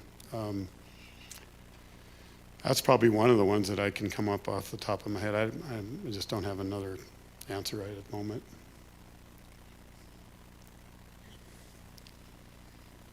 Any follow-up? Ms. Dolan? Thank you, Madam Chair. So question number 6, Tim, is what challenges do you foresee for Butte-Silver Bow in the next 10 to 20 years? And does the current government structure position the city-county to meet those challenges effectively?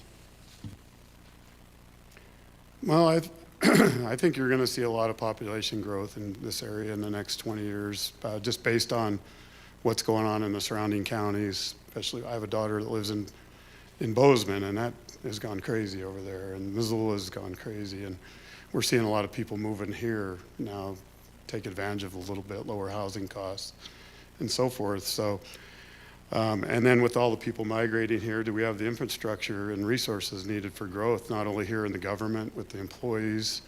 Do we have the infrastructure in place, sewer, water, landfill space, different things that may or may not be adequate when we do see this growth? This is just what I feel, but another thing I believe is employee retention. I think is always difficult. I said I've only been here at Butte-Silver Bowl for 5 years, but I was in finance and budget, I should say, a little over 5 years, and while I was there, we had over 10 people leave. That includes myself. So either due to retirement or other opportunities. So it seems like employees this day and age are hard to retain. They seem to jump around a lot, and we see that happen. I think people may leave for $1 more an hour. I don't think a pension this day and age, I just don't think a lot of people care about it, or younger folks don't really care what that is. But so I think that's something. Employee retention and attracting good employees to Butte-Silver Bow, and I don't know how you do that with, so. Any follow-up questions? All right, Ms. Casey, number 7. Thank you, Madam Chair. Tim, the last question is, what is the current rate of annual compensation for the Butte-Silver Bow assessor and members of the assessor's professional staff? And Okay. are these rates fair? So I am the staff. It's me, myself, and I. I make $90,260 annually, which is the same as all the other elected officials, other than the chief executive, the sheriff, and the county attorney. And yes, I do believe it is fair. You don't have a deputy assessor? I guess in the charter it says I could have a deputy assessor, but I don't. No, and I don't think Dan ever had one, I believe, for the 20 years he was assessor. Okay. But I don't know the details going back that far, so. All right, any follow-up questions or anything further for Mr. Cassidy? Ms. Dolan? Thank you, Madam Chair. So knowing that, the fact that you've been kind of a one-person office in the past, do you feel that as an assessor, just yourself and working with the Department of Revenue, that's efficient and effective for Butte-Silver Bow, and not having any other professional staff under your purview? Well, I believe so. I mean, I work a lot with the other department heads. I work a lot with Lori Patrick, our treasurer. So, and we do spend a lot of time working together. So, and she's got a lot of experience working with Department of Revenue. But I do believe it is. I do believe that, and I'm learning, granted, as we go. But I think that I've questioned them on a lot of things, and I think we've caught some different things. And so I think it's going pretty well so far. So, and hoping that it'll go better as we progress. So, yeah. Ms. Shaw? Thank you, Madam Chair, and thanks, Tim, for being here again. I believe that, well, of course, elected officials, I did it, and I didn't have to have any specifications or job title, of course. I asked once, and they're like, "What? You don't have a job title for a council commissioner?"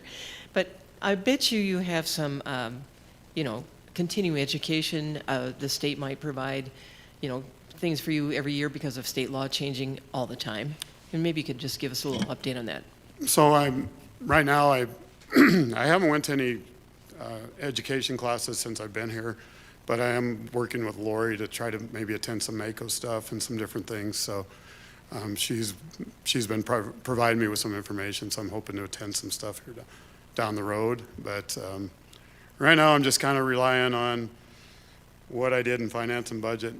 Like I said, I did work occasionally with Dan when I was in finance and budget, more so when Dan announced that he wasn't going to rerun for election.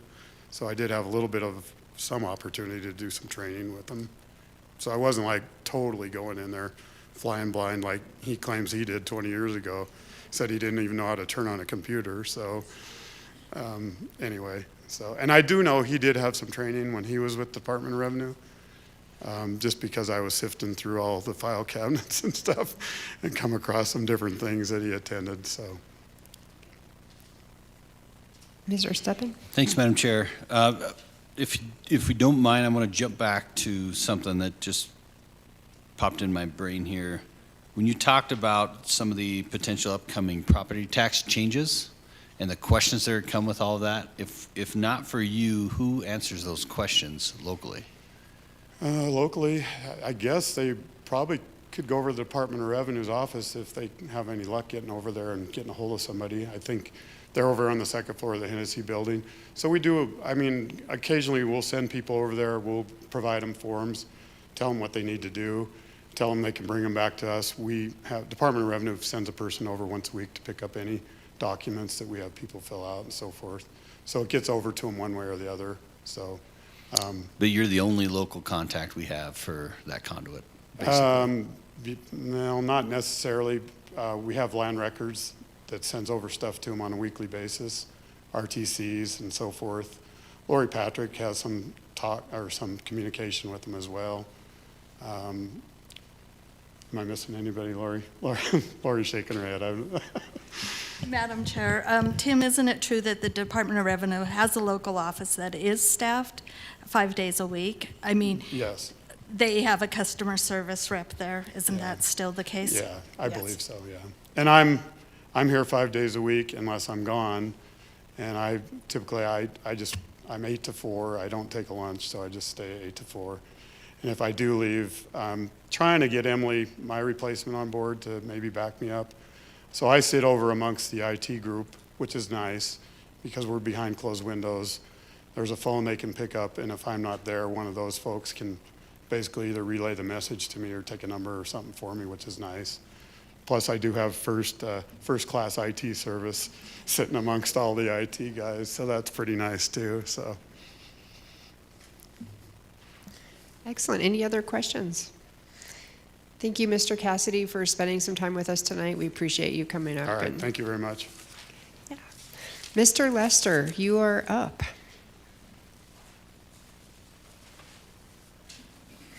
I did my homework late, but I will turn it in. I like it.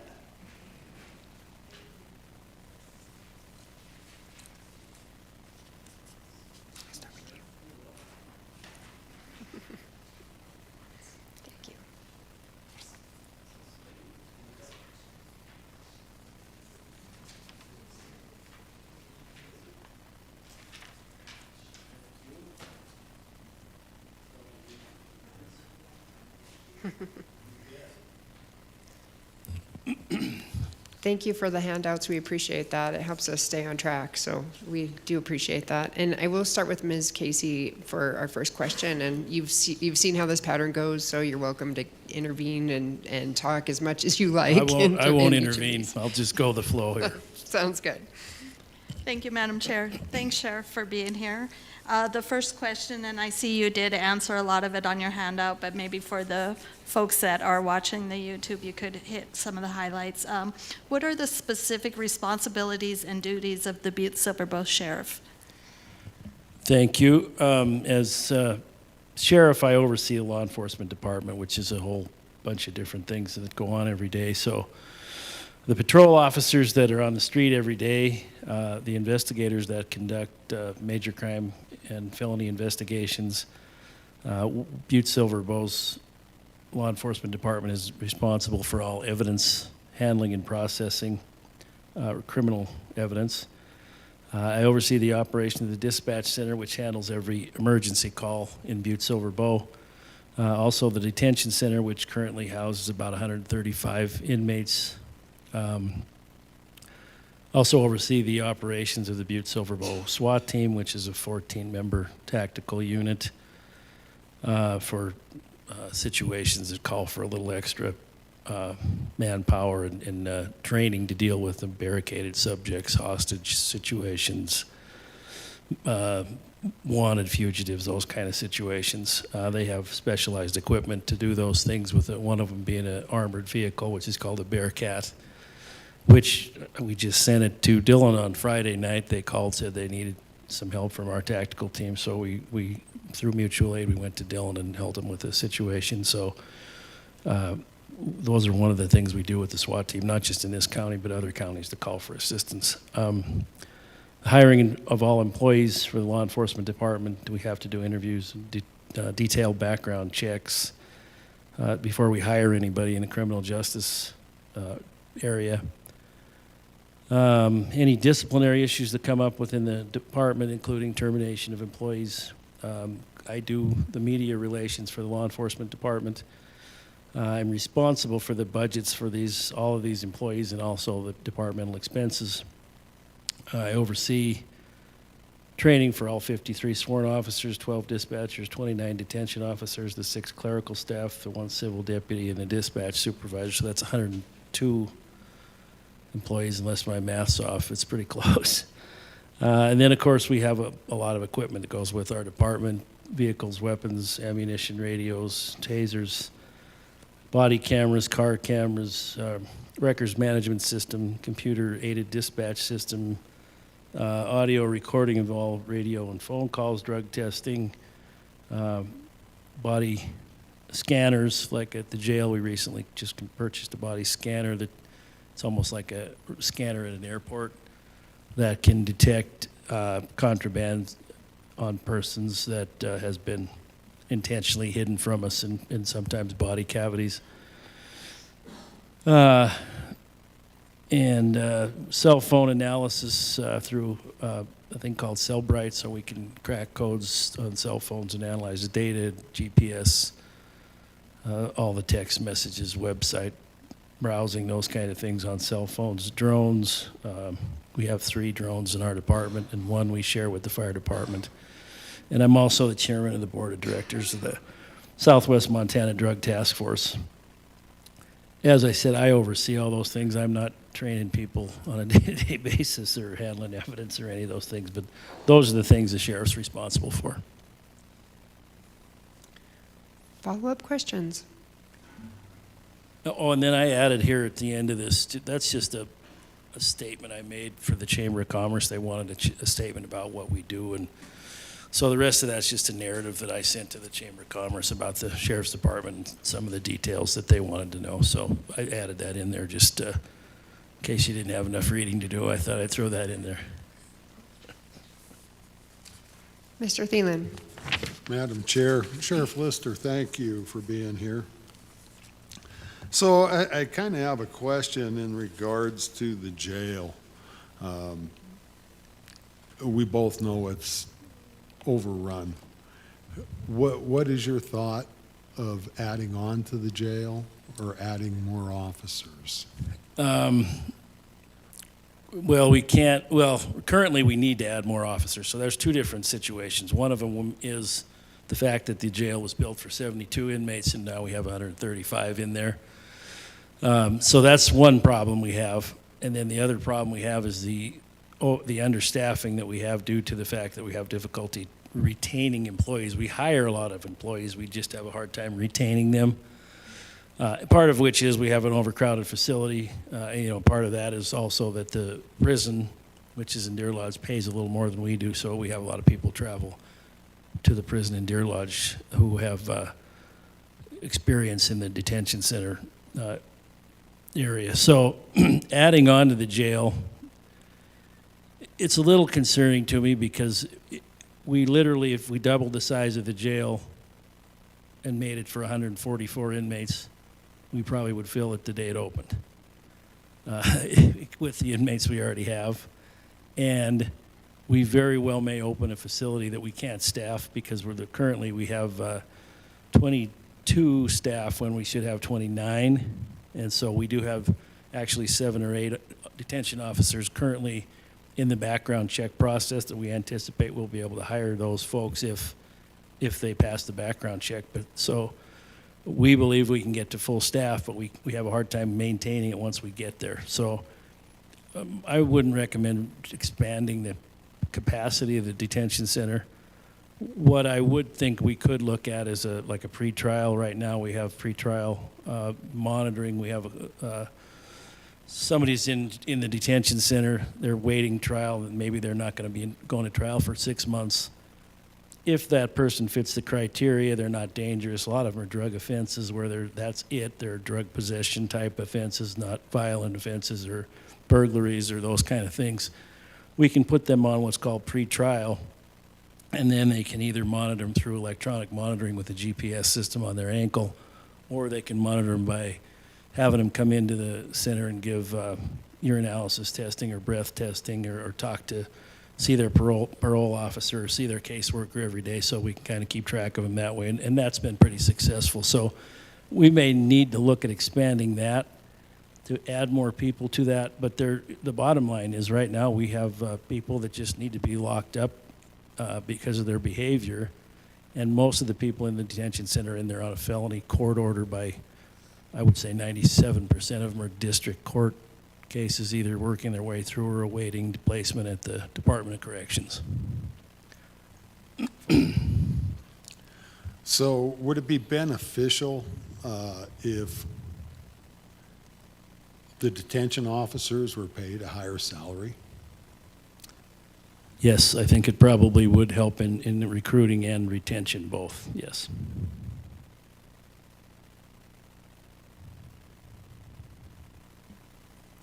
Any other questions on first one, Ms. Casey?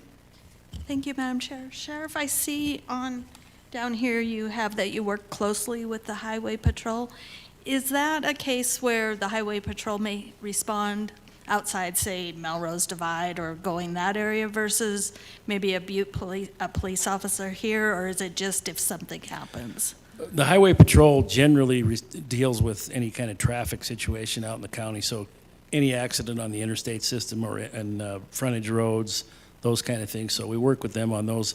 If we can't, if they say we get a disturbance call in Melrose and we're 32 miles from Melrose and they're closer, then they generally will respond in a mutual aid type capacity until we can get there. But generally for criminal matters, we're the first responding agency, and the Highway Patrol will assist us if that's possible or if they're closer. So we do have that relationship with them. Or sometimes if there's an accident on the interstate and they don't have anybody available or don't have anybody working, it's 3 o'clock in the morning and they don't have anybody on shift, we will handle the accident for them. So we work kind of a mutual aid type situation, and we have a good relationship that way. Ms. Dolan? Thank you, Madam Chair. Thank you, Sheriff, for being here tonight. Appreciate that. In your responsibilities and duties, you mentioned media relations. Some of the other interviews we've done with department heads have come up with a possibility of creating a public information department beyond what we have currently. I'd like your opinion on that. To have someone become the public information person and help you with those media relations, or are you okay with the status quo?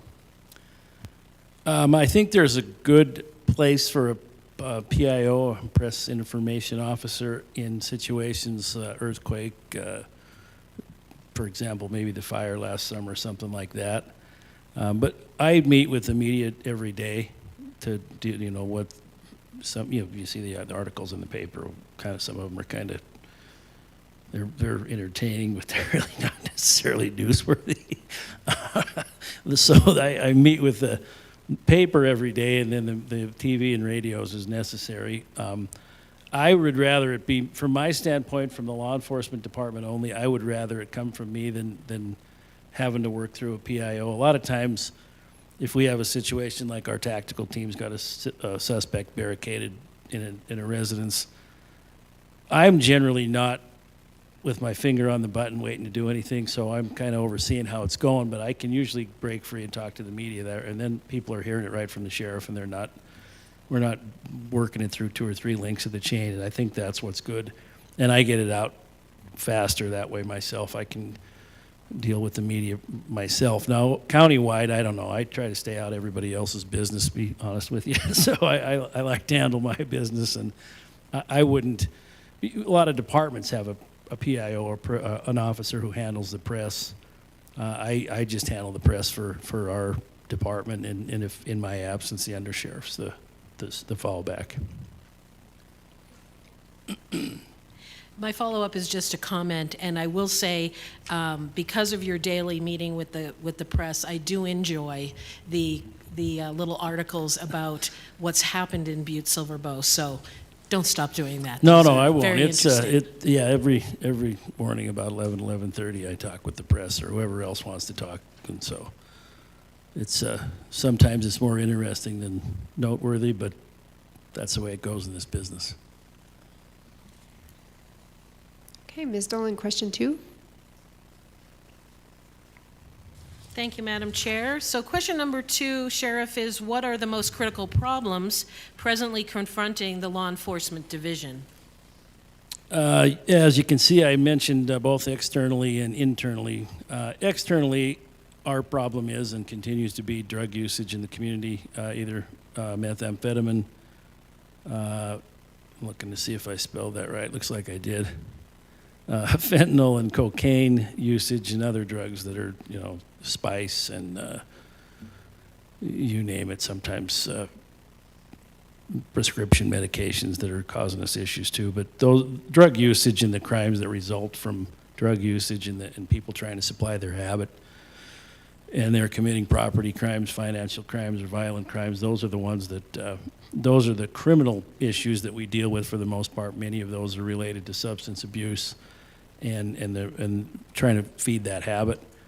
The second issue, and sometimes are very likely to be co-occurring issues with mental health issues in the community that we have to deal with on a recurring basis. So sometimes it's a addiction type situation that led people to a problem, but sometimes it's just mental health issues. And the legislature in, I think it was 2017, stopped funding people who case management would have mental health issues, where they had a case manager that would stop by once a week or twice a week and check with them to make sure they were taking their medications and they were paying their bills and they were feeding themselves and putting gas in their cars and those kind of things. And so that faded away with the funding for case management from the legislature. And so we had about 400 and some people on case management here in Butte. And so not all of them, but some of them just fell off the rails because sometimes they missed a medication, and then sometimes that led them to not pay their bills, not refill their prescriptions. These were folks that by and large were able to function fine with a little checkup maybe once a week or twice a week, and then that fell off, and they, almost like a baseball team that doesn't practice very often, they don't get any better. In fact, they probably get worse as they go. And so these folks didn't pay their bills, and they didn't pay their rent, and they didn't get groceries, and then they start self-medicating because they didn't have their medication, and then they're back into the chemical dependency issues, and then we're kind of an ongoing circle. So that really hurt the mental health of our community and led some folks that probably would be fine with the case management, but we don't have that anymore. Those are the external things that we deal with increasingly. And then we talked about the jail overcrowding, and the system is just overloaded. We have 135 inmates, 97% of those are ordered there by a district judge.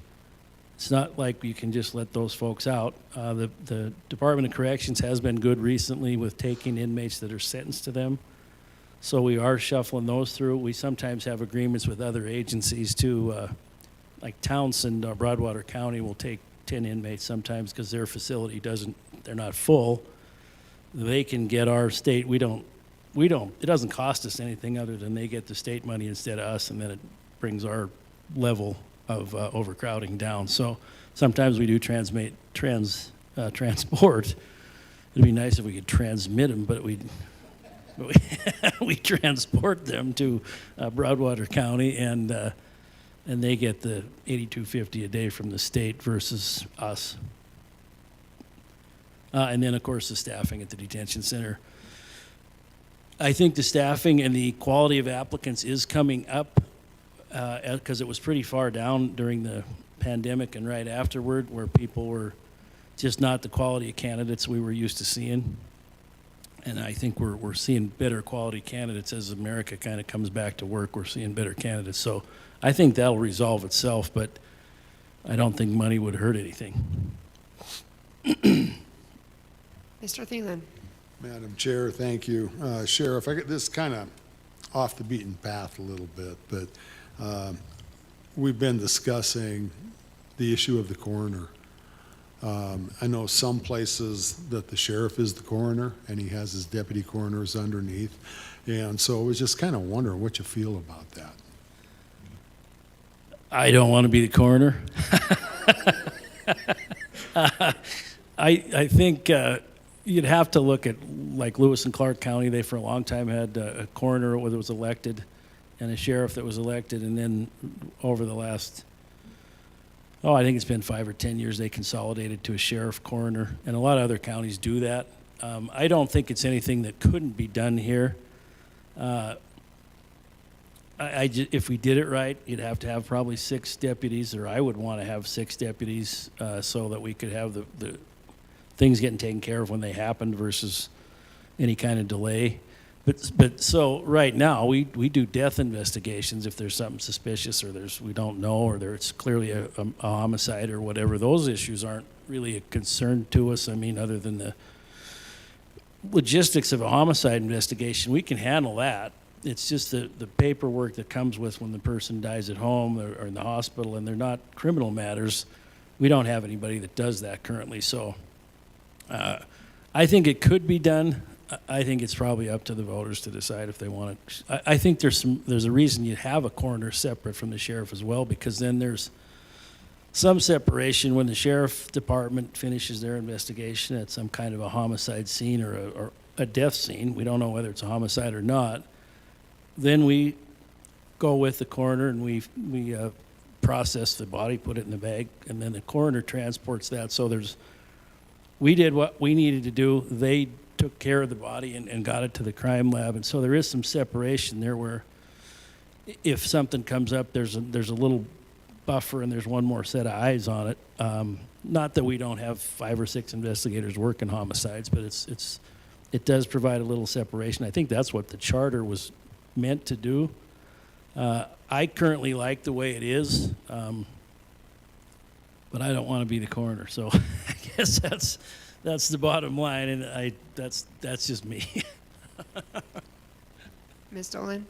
Thank you, Madam Chair. So on the question of coroner, while you may not want to be sheriff/coroner, do you think it's appropriate for the coroner, I can't even say the word, coroner, to be underneath the sheriff's department, insofar as if you have an elected official and then there's no oversight, there's no, the deputies that you could have within the sheriff's department that are on call or working 24/7 I would think, be helpful. But as far as oversight, and then also a question about, do you think the coroner needs to have some qualifications attached to it within, maybe not the charter, but within some sort of qualifications other than being, 18 years old and having a pulse? Thanks. So I think there might be some savings if the deputies were under the supervision of the sheriff's department. There could be some savings there. I haven't looked into it, and more than likely it won't matter to me whether they make the change or not. I probably ran my last election the last time, so But I think there could be some savings. That's a possibility with the deputies working underneath the sheriff. But there is qualifications for the coroner now, not when they get elected though.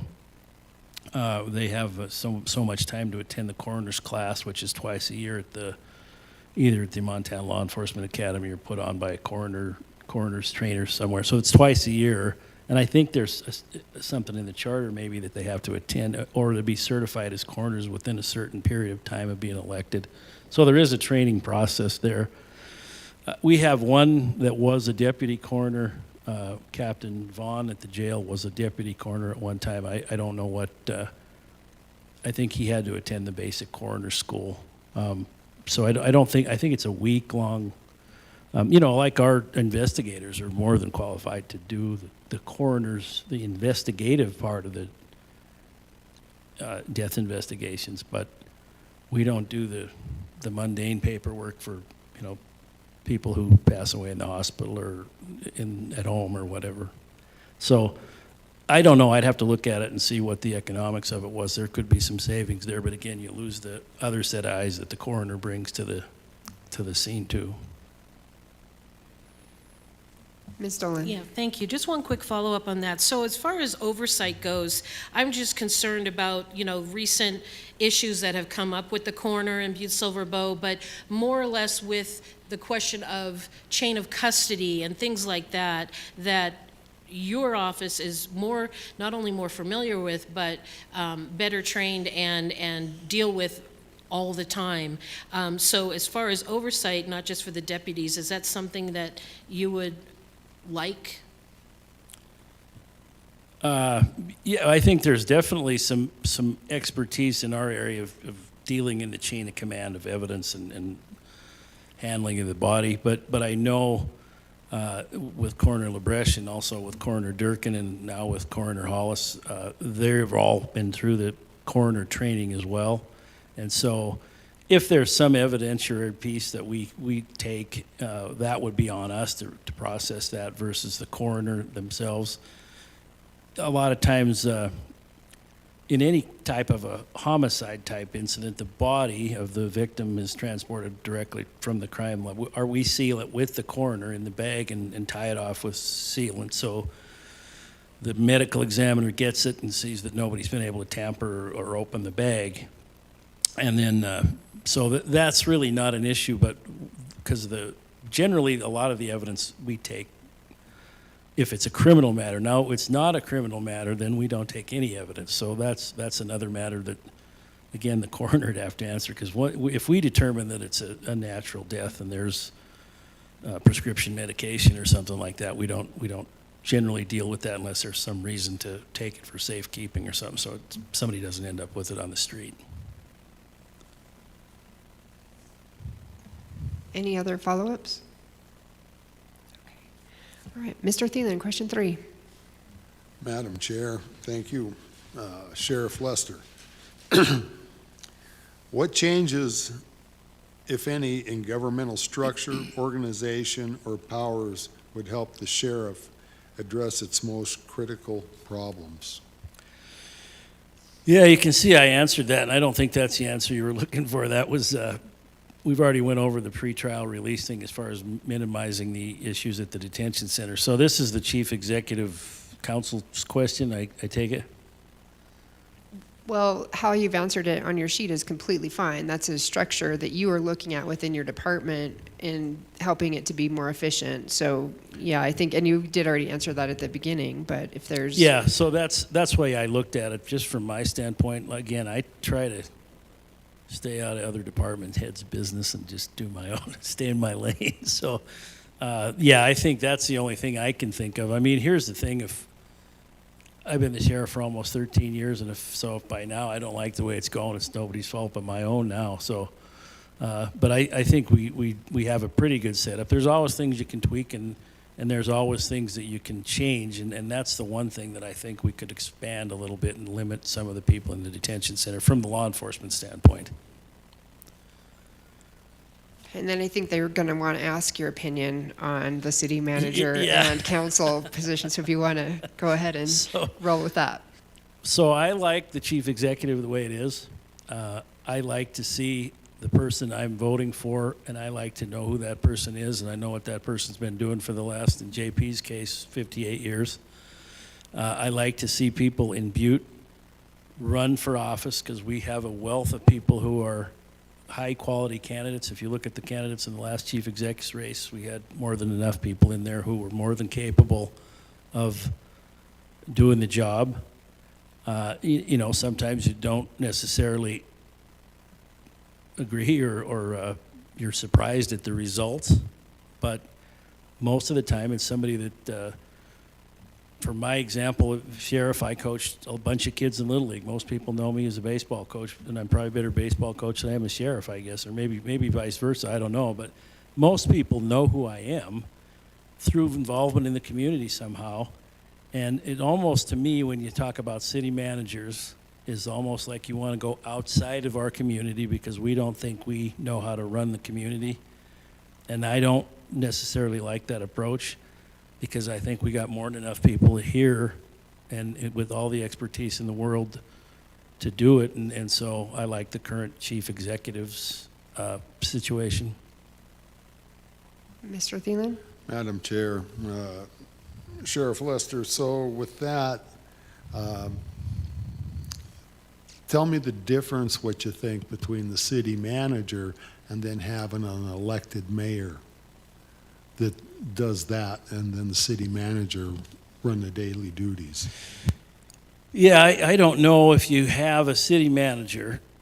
To me, it's like you're, again, hiring somebody from the outside to come in and be that disciplinarian or the headhunter, so to speak, to say, hey, we're going to do this. And because if you look at it and you're saying, well, it's political because we're in the middle of a project and now we got a different chief executive. That was probably an issue in the campaign, and that may be why you have a new chief executive. But it's just as political, because if the heat gets on the 6 or 12 commissioners, they're going to get rid of the city manager anyway. So, I mean, I don't know that there's one more layer of, I was just about said another word, but bureaucracy. Did start with the B. I had to look around at my audience before I said that. Mr. Thielen? Madam Chair, and seeing how you brought it up, let's talk about the 6 or 12 commissioners. What's your opinion on that? Part-time or full-time? So, over the last 13 years, I don't know if there's anybody who's been to more county council of commissioners meetings than me.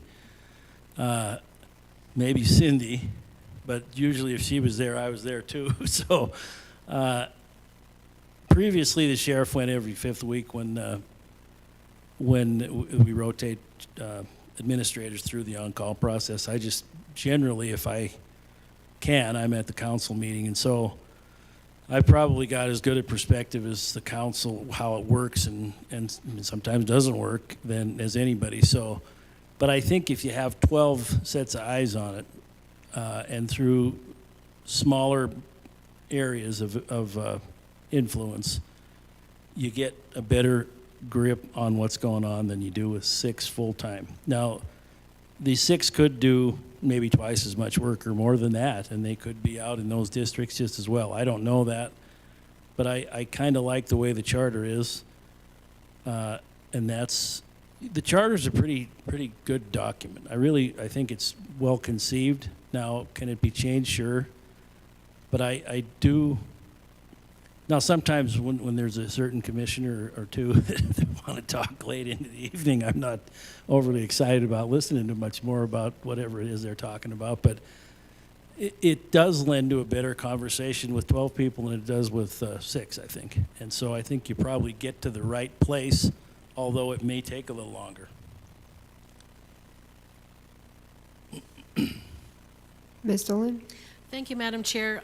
Sheriff, I want to go back to, well, we kind of did 3 and 4 kind of together, but with regard to the organization of the Sheriff's Department, because Butte-Silver Bow is so large in size and that you have to cover all of that, the current structure that it is now and that you've worked with for many years, is that effective enough, or do you think changes should be made for, even just daily patrols for the outlying areas and not just in Butte proper? Can you speak to that and what folks in Butte-Silver Bow in its entirety come to rely on with regard to safety?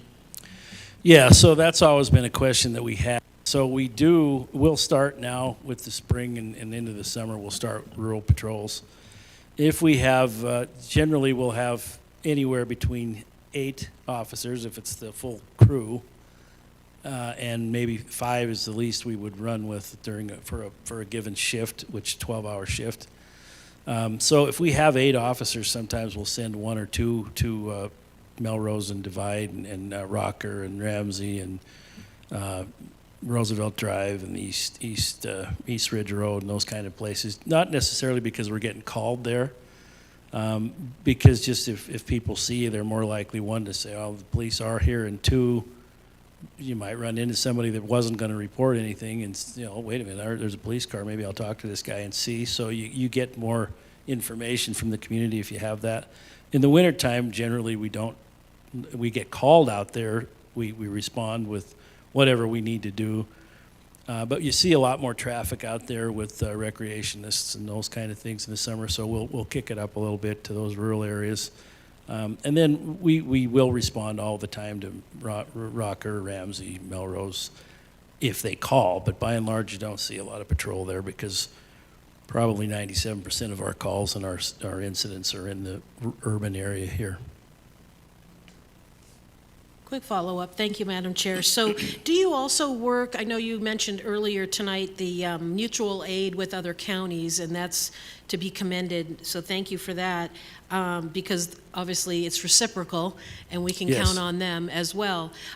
Do you also do that with federal agencies like the Forest Service? I know that Jefferson County does a lot of work with the Forest Service police officers that you have to deal with in those capacities when it's federal property, or even state for that matter. Yeah, if Forest Service has just 1 law enforcement officer here based in Butte, so if they need assistance from us or we need assistance from them, a lot of times it's, you may have an incident that's going on in say, the Highlands, and so they have our radio channel, so if they hear something and they're out there, sometimes they'll call us, say, well, we'll take a look and see if we need you to come. We'll still need to respond because we're the agency that's dealing with criminal matters, but if they certainly do respond to back us up out in the wilderness type situations, and we respond to back them up if they were to encounter some kind of a situation out in the woods. So yeah, we do work with them. It's pretty much the same as the highway patrol. If they need assistance, we're happy to give it to them, because here's the deal,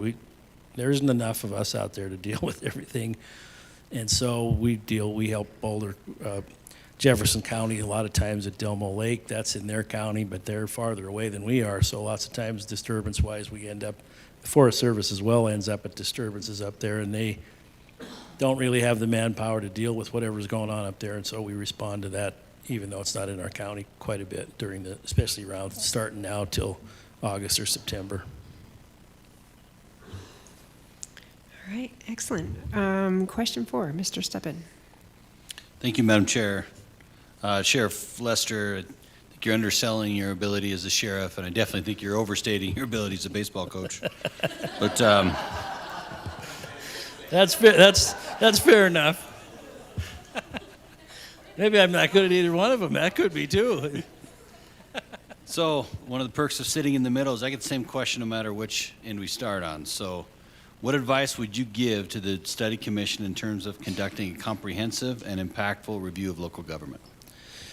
Yeah, I think you guys have a pretty tough job, so I think really the best thing you can do is talk to the folks that are working for Butte-Silver Bow, and talk to the folks who are getting your ear on the street, and try to walk a little bit in both shoes and see what's real and what's not, because a lot of times perception is not true. And on the other hand, a lot of times we don't see what we should be seeing, and it's right there in front of us. So I think if you take that approach where you take a little bit from us in the inside and then you go to the outside and, kind of see what they're saying, and then get us together and see whether we're doing it the right way. Because a lot of times there's something simple that it's just a matter of miscommunication, or somebody didn't return a phone call or whatever, that can be fixed with 2 minutes. So, but it's a tough job when you start talking about rearranging a charter that's been here for God knows how long, and there's positions and jobs and all those things. So I think that's the only thing you can do. And you obviously, God knows why you decided to run for this, but obviously you're committed to it because you're here listening to me yammering on about it for however long I've been here. And so you're to be commended for sure. We appreciate those comments. Thank you. Any other follow-up to that? All right, Mr. Dennehy, question 5. I was going to say the same thing as Matt. I think his win-loss percentage as a baseball coach is a lot lower than his win-loss percentage as a sheriff. Well, I got 100 people helping. Yeah, right. Yeah, you don't have 100 coaches. I got you. Yeah.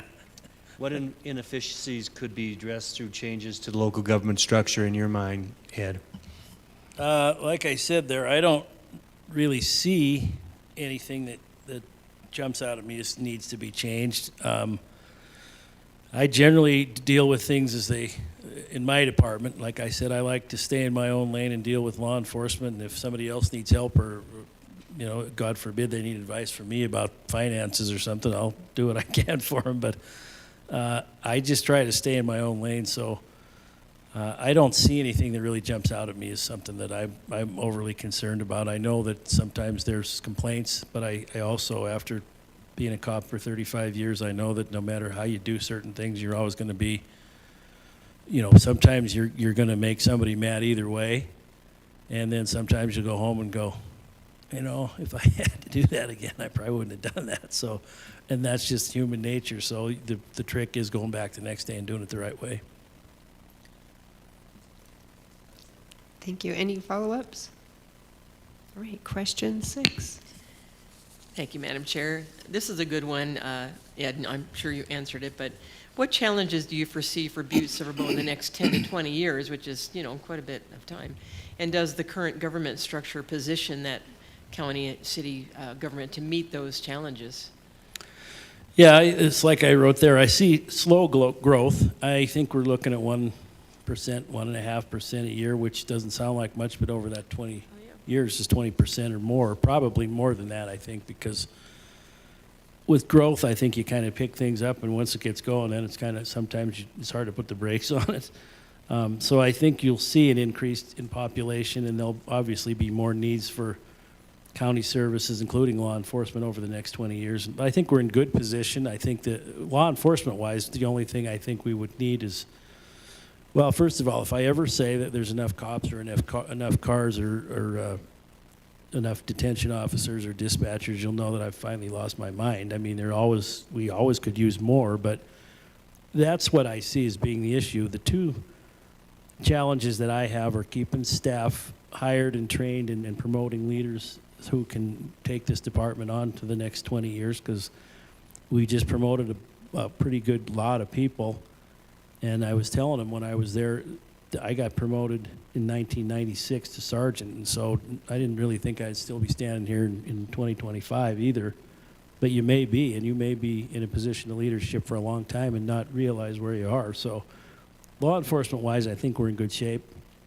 And then the only other thing that we see, that I see, is the issue with more people. And it's not only with, even if we were losing people, is the technology that we have to continually upgrade in law enforcement. Mr. Denny, he can speak to the records management system that we have now that's $2 million, and the radio system that we have now. And so 10 years ago, we didn't have either one of those, and we just have to keep evolving. And so Dan was instrumental in getting both of those things for us through funding and listening to me and listening to Chief Miller crying long enough to to help us. He's a lot smarter than we are, so he figured out how to get the money out of the commission, and Cindy was there too. So, but technology, when you're talking a laser that you can shine into drug bags, it'll tell you what it is instantly.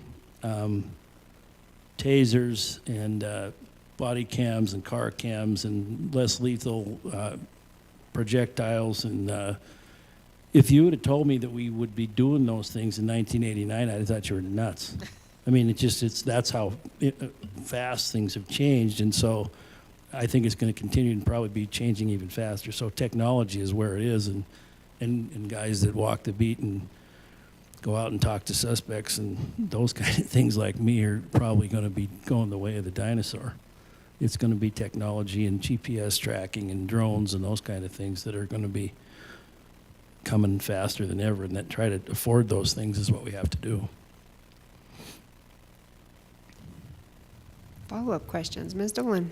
Thank you, Madam Chair. So knowing that and the fact that you're trying to keep current with technology, how does one as sheriff weigh technology efforts with drones and GPS and things like that versus personal privacy and those kinds of issues? Because I'm sure you deal with that every day.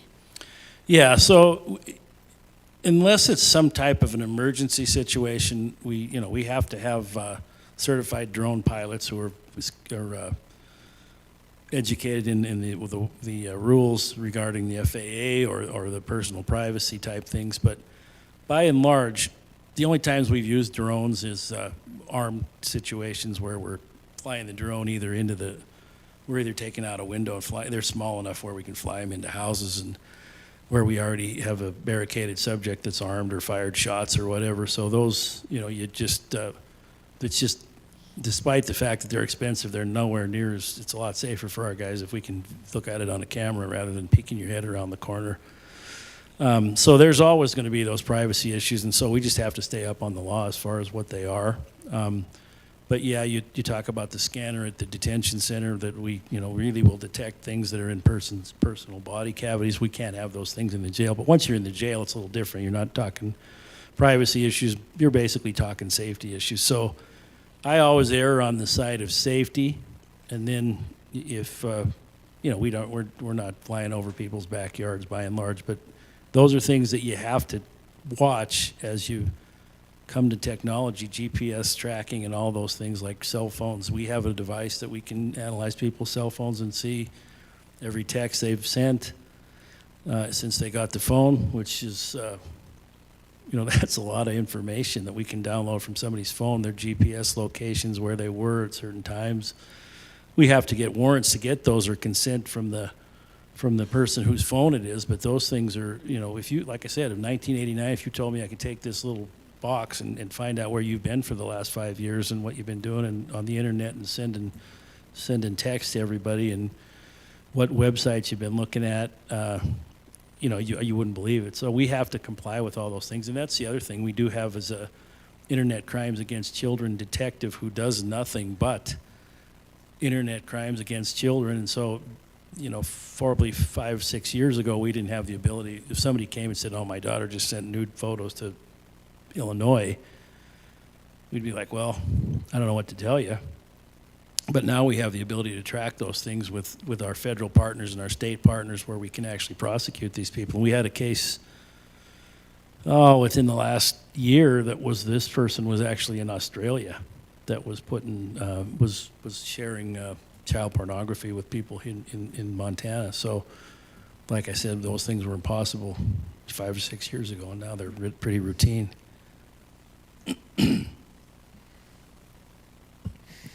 Follow-up questions. All right, Ms. McCormick, number 7.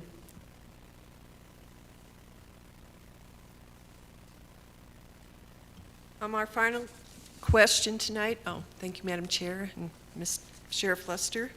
The final question tonight is, what is the current rate of annual compensation for the Butte-Silver Sheriff and members of the Law Enforcement Department's professional staff, and are these rates of compensation fair? And I just have to say that I really appreciate all the detail, and you've provided that, a lot of that information here, but all the detail and the candor and sincerity that you've come before this study commission and answering our questions.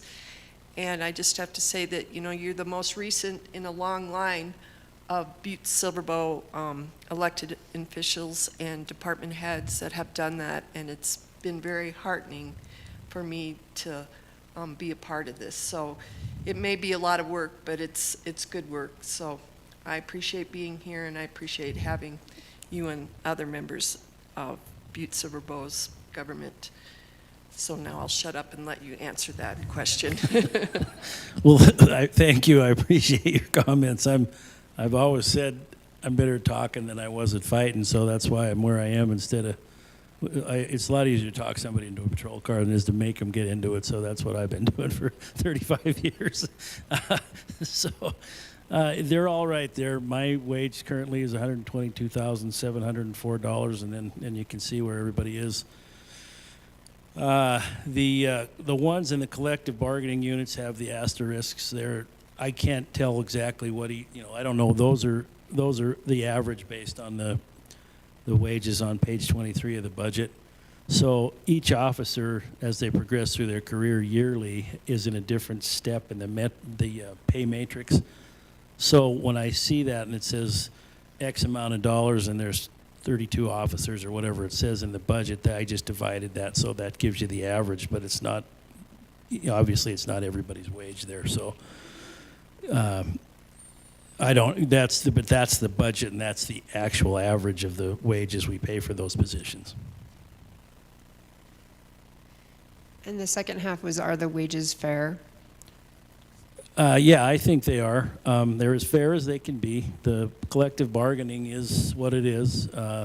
Not my favorite thing to do because it literally pits myself and the administration against the people I work with. And for 23 years, I was on the other side of the table, and so I negotiated contracts and things into contracts that now that I sit on this side, I wish I didn't.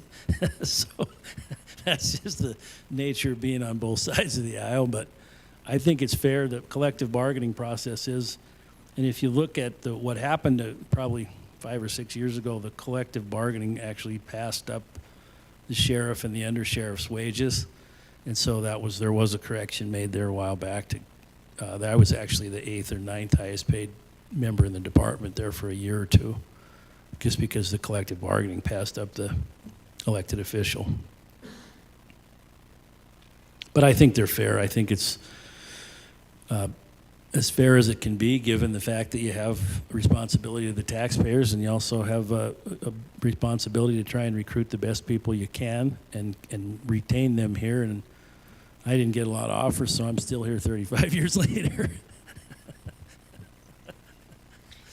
You said earlier in your comments about retention and attraction of detention officers, maybe that's a line item that you would want some adjustment to? Yeah, the issue is, and it has been for years, is the police, the detention staff, and the dispatchers are all in the same bargaining unit.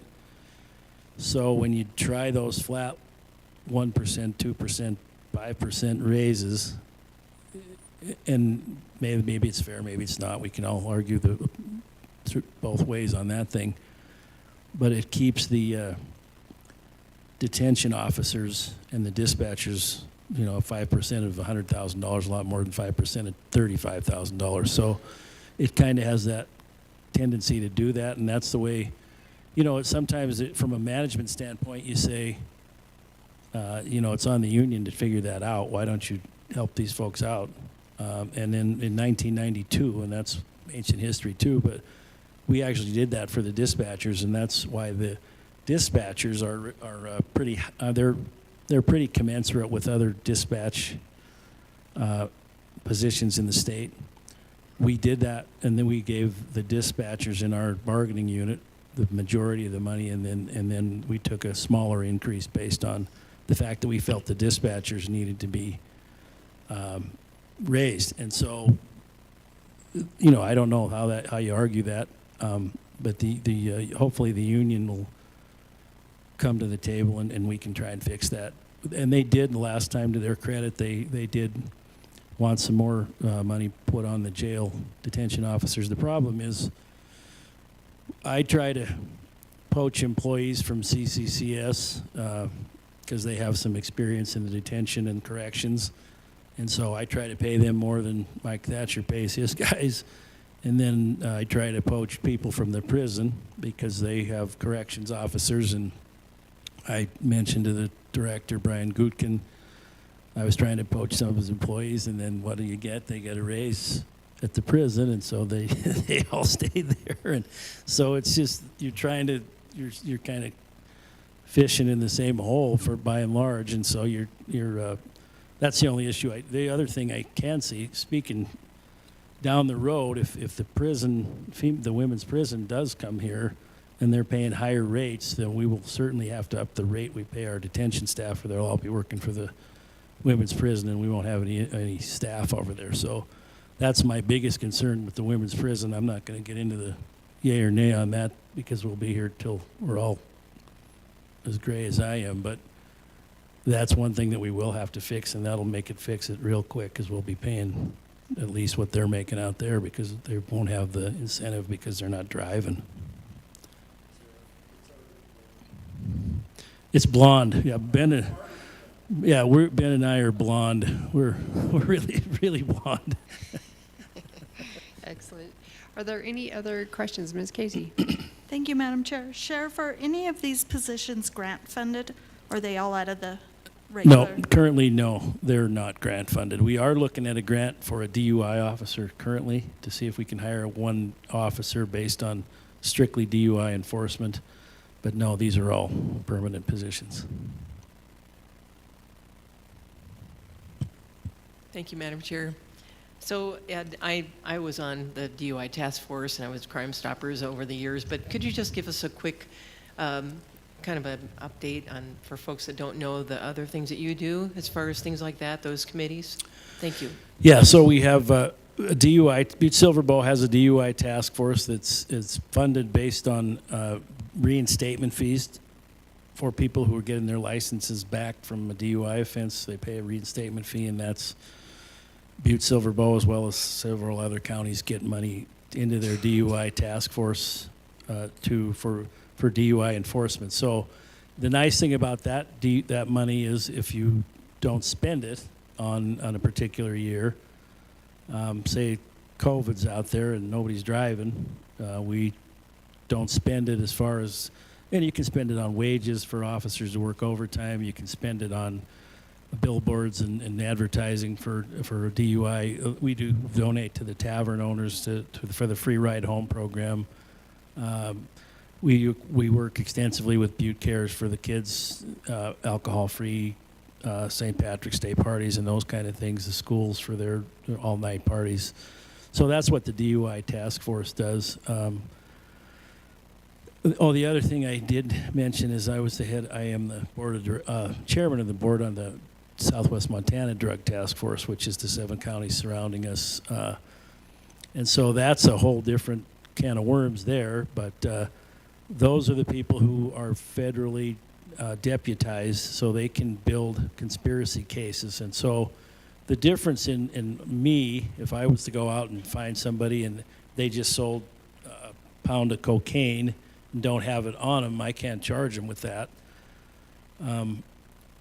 A conspiracy can be charged by the officers in their federal conspiracy cases where if they can find somebody and show through their phone transactions, their witnesses transactions, their travel and their GPS systems or whatever, that they were trafficking in cocaine and sold 100 pounds of cocaine, even though no product has been recovered, they can charge somebody with distribution of a large amount of cocaine and charge those kind of cases where our guys can't. So they work big cases. In fact, their cases actually extend not only through the 7 counties and throughout the state, but throughout the country as far as Portland and those kind of places, as well as outside into Mexico and where we're actually dealing with cartel members where our local task force is the one who started the investigation. So that's those are the ones you don't hear about because it takes so long that we can't talk about them until 3 or 4 years later when the whole thing comes to fruition. And so it's good because we can do those things with our local agents and start those kind of big cases. But the other thing is it's frustrating for the citizens because they'll say, well, so-and-so across the street hasn't seen a police car in 6 months. We don't see the cops there. And so we say, well, we're giving that information to the task force, but sometimes those cases are long. So even though they're working on it or we're working on it with them, they don't see anything right away. And so there is some frustration there. And I get that. All right, Ms. Dolan.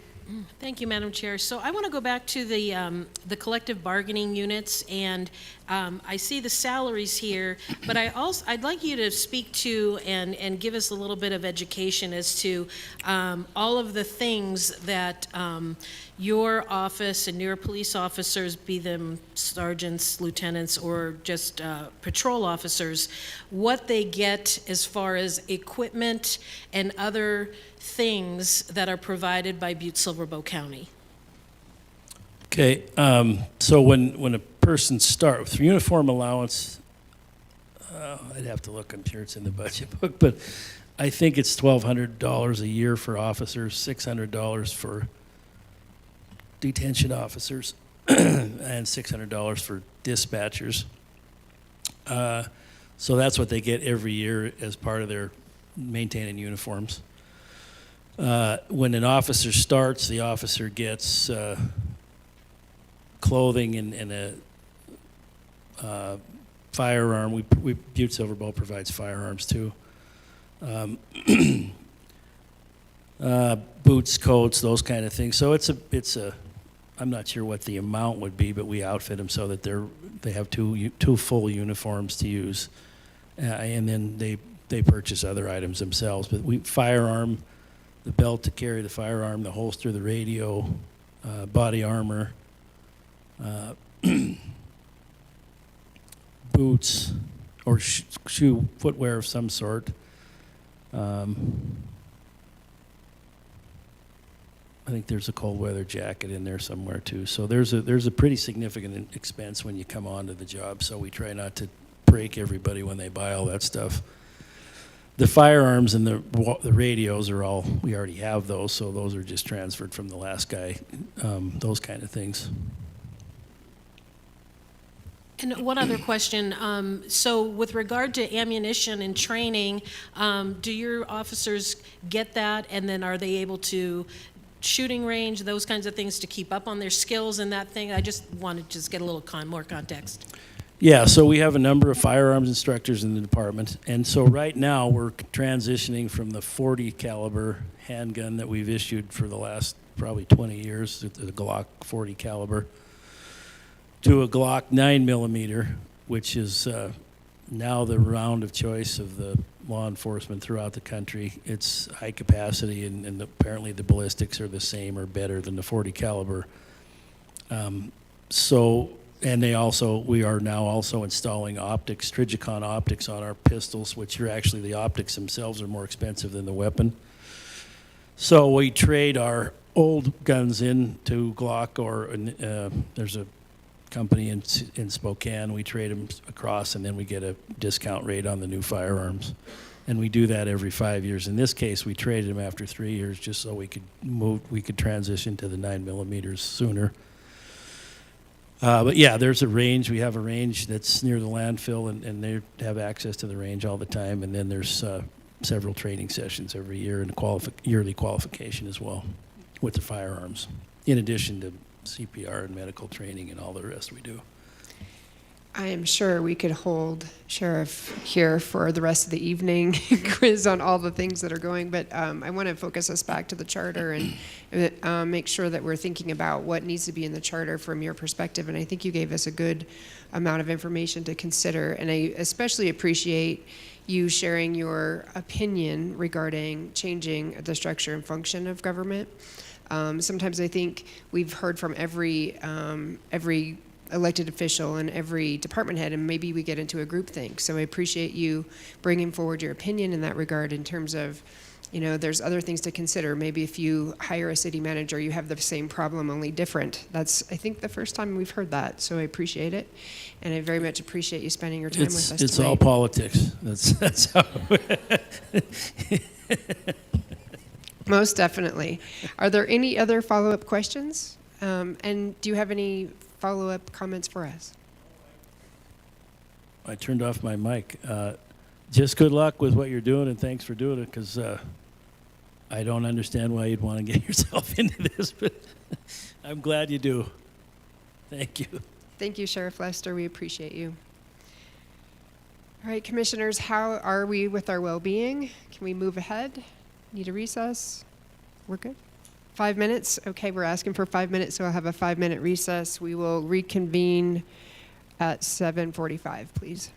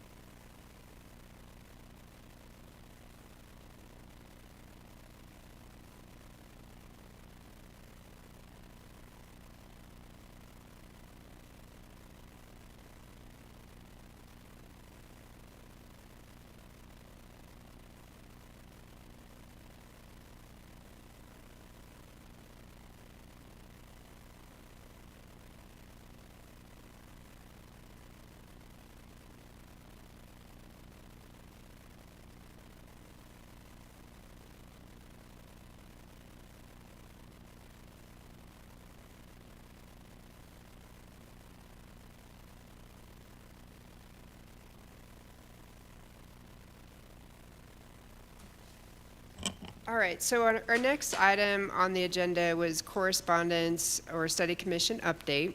And so Kim, you had a report, please?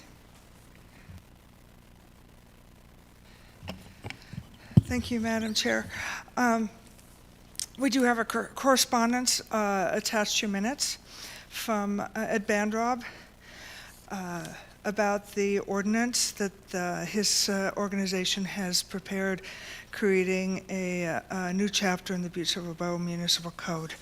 But also, as far as my report, my computer is slowly dying. I think it made really weird sounds tonight, and it's taking longer and longer and longer to boot up. So I talked to IT, and they recommended, instead of us purchasing a computer, if we went through them. So I would just like you all to consider the purchase of a new laptop for the continuing work of this commission, because I don't think this one's going to last for another 2 years. Mr. Dennehy? Mike? You'll get it just in time for us to be done. Yeah, I've been called a lot worse, Cindy. I would move that we approve the purchase of a laptop for Kim for the purpose of continuing with our information and our daily duties, or our weekly duties for the study commission. Second. Any discussion? Ms. Casey? Thank you, Madam Chair. I have a question of why we would have to, out of our budget, purchase the laptop that would remain with Butte-Silver Bow when our commission is done. Now, whether it would be a shared expense might be more the conversation than purchasing completely out of our budget. I don't understand that Butte-Silver Bow doesn't have to supply some things. I guess that would be my question. Ms. Cohen? Thank you. I don't have an answer for that, except that I know this one was handed down from another department. I guess that's just how that works. It's over 5 years old, so I don't know how that would work. Mr. Thielen? So what did IT actually tell you then, Kim? What did IT tell you? They said it would probably be better for them to order it than for us to go out and buy it, like with the P card that I got. Something about, I don't know what it was. I don't know. It would just look better if the county purchased it versus us. But that was it. It was just a secondhand, offhand comment between me and Josh, who is here. And I can certainly ask further. Talk to Kathy about that. Maybe get a cost on it? Yeah, definitely. I just wanted permission to go forth with exploring that. Okay, I'm not sure who is next, Ms. Casey or Ms. Dolan. Thank you, Madam Chair. Yeah, I was just going to say if we could have Kim go back to IT or to whoever the person is that would make that decision to see if there's cost sharing available, because I think, we can certainly kick in some because we're using the computer for the next amount of time, but at the end, it will go back to Butte-Silver Bow for its use because, I know technology is going quickly, but maybe not that quickly. Ms. Casey? Thanks, Madam Chair. When we first started the commission, we received an email from Linda Sager, Joyce, and I think there was 2 laptops available at that time. And maybe members of the commission took her up on that, because there was 2 laptops available for members of the commission. Ms. Cohen? Thank you, Madam Chairperson. Ms. Casey, when I got this one at that time, I talked to them about it, and there was 1 laptop and 1 tablet. And this is the laptop.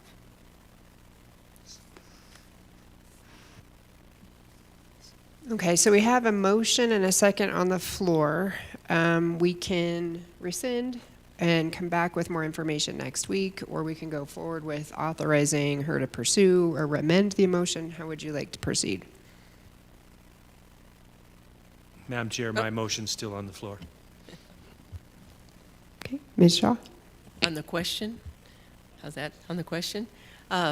What will you do without a laptop while they're ordering one? I mean, they've got to be able to provide us with something for the interim, Kim. I mean, I would just like something that works, Well, that yeah. works well. I can put up with it for, a few weeks, however Oh, long you it takes to can. get a It's new not one. like- I just don't okay. think it's going to last for 2 years. so it's still, you can still use it now and. Oh, yeah, it Oh. didn't crash. It's Oh, just, I got the feeling I that you plugged it couldn't in use today and it made a really weird noise, and that concerns me, and the fact that it takes longer and longer and longer to boot up when I'm working. Today it was 30 to 40 minutes from the time I hit the button and was actually able to get. So we have some Working. time to maybe look into it, I think, with Kathy, and I'd go right to Kathy in IT. That's what I would do. But I thought maybe you just were dead in the water over there, I'm sorry. No, not dead in the water yet, but I mean, it's usable now, but it's not going to last for 2 years. So if I could just I guess I should say I would like permission to investigate the purchase of a laptop and how to go through that. Do you want to amend?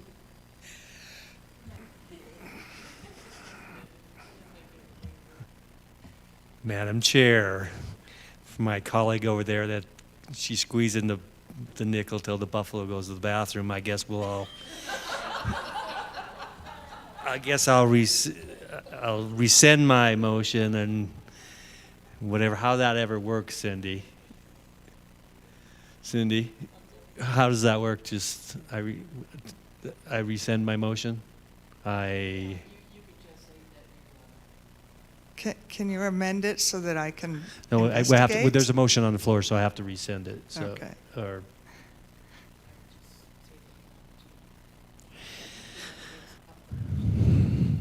Madam Chair, I would like to stop the motion that I previously asked, and the second motion is to have Kim review and research the price of a new laptop and probably the licensure that goes with it. That's probably why IT wants to take care of the bidding process.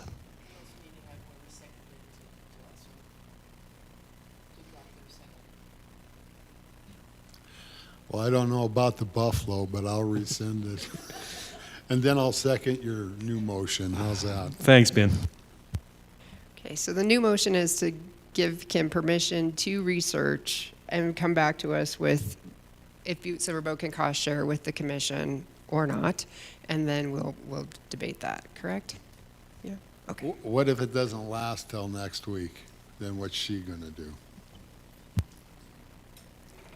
He's asked the question, what if your laptop goes to hell before next week? I'll go to the library and use theirs. Okay, so we have the motion and a second. Any more discussion? Okay, all in favor? Aye. Any opposed? Okay. Good luck, Kim. Thank you. Thank you. Okay, section B, we already have the correspondence. Anything else in part 8?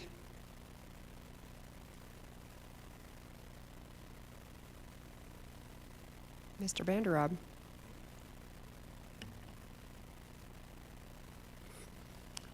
Any questions?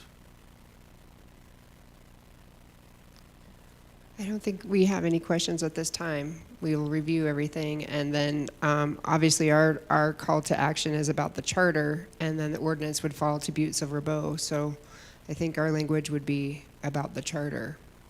Okay. I will take into consideration what is being done in the other cities, look at this again, and I'll be back. Excellent, thank you.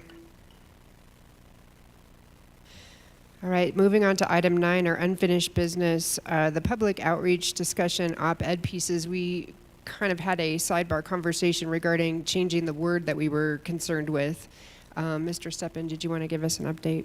Yep, just bring everybody up to speed. We're waiting on recommendation from County Attorney Inruth on whether we could include recommendation to the legislature and to the Chief Executive Office, I think in the interest of time, we decided we were just going to say, make recommendations to local government and send. Madam Chair, I'm sorry, but I don't know, we need our county attorney here, and we're going to need him, no disrespect to Matt, I'm sure he's very busy, but we need him here for our charter also. I sent him a question, and you said we should ask questions online, and I did. But this op-ed, I am so anxious to get that out into the public, and maybe, I don't know if we could ask him politely to just tell you, Matt, not have to come here, but I'm not used to not having the county attorney here during meetings. I'm sorry, I don't want to make Matt angry with me, but it's so important. There's always questions, so. Mr. Dennehy? Madam Chair, thank you, Cindy, for that. I agree. But this is just kind of a language issue, so I would suggest that we move forward and use the words local government and send the op-ed out. We are, the more we delay this, the more people are going to say, where was the public input? Where were the listening sessions? Where were all these things that we promised? And to continue to delay these because using the word local government versus whatever else Matt had in it, I think is not a big thing. So I would move that we move forward on the op-ed, have it published using the language local government. Okay, I have a motion and a second. Any other discussion? Okay, all those in favor? Any opposed? All right, Mr. Steppen, you'll get that sent out for us, then you'll take lead on that? Thank you. All right, and that does lead us right into the second piece, which is a discussion about our marketing advertising contractor. Shanna Adams from Adams Consulting was the only contractor who ended up bringing back a proposal, although she would like to work with the other folks who had expressed interest and have various specialties. And so she was agreeing to bring that into her proposal, and she'd be the coordinator of that. We don't have to necessarily work with that, but I did send her proposal to all of you via email. I apologize, it came Sunday night, so it didn't give you any time to look at it or prepare for tonight's meeting. But Shanna and I exchanged a couple of text messages about having a meeting perhaps with the subcommittee, and so we can get this off the ground and going.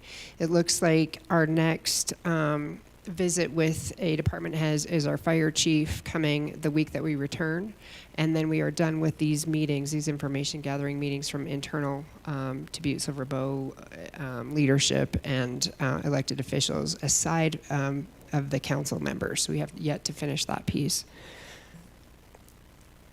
And I don't know what the situation with the coroner is.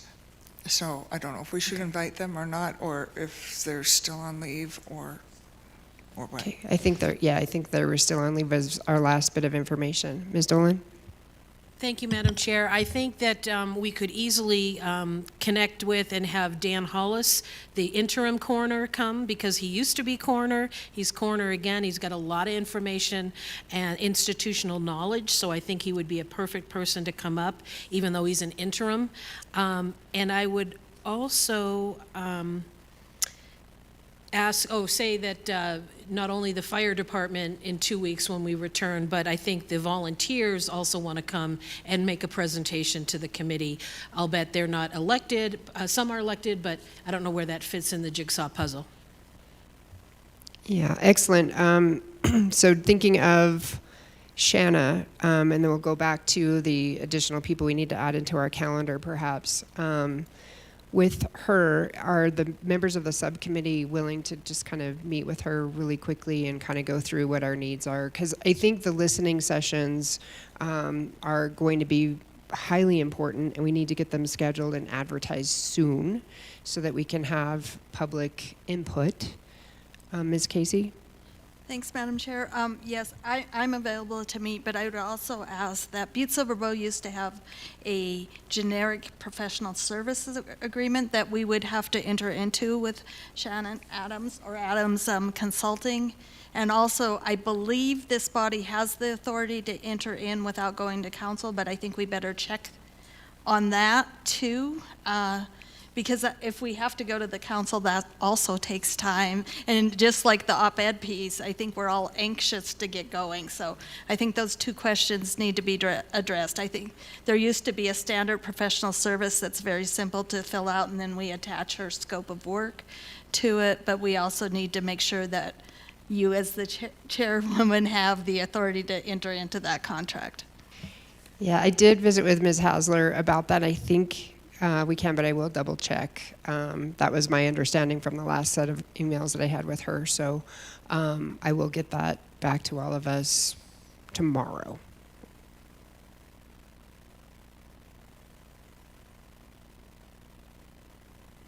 Okay, so with regards to, I'm sorry, Ms. McCormick? Okay.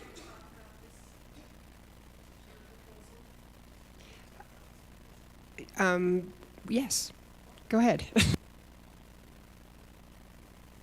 Well, I assume we got it, that we would all have the opportunity to review and comment, and then decide if, as a group, if we were going to accept it. But maybe it's going to go back to committee first.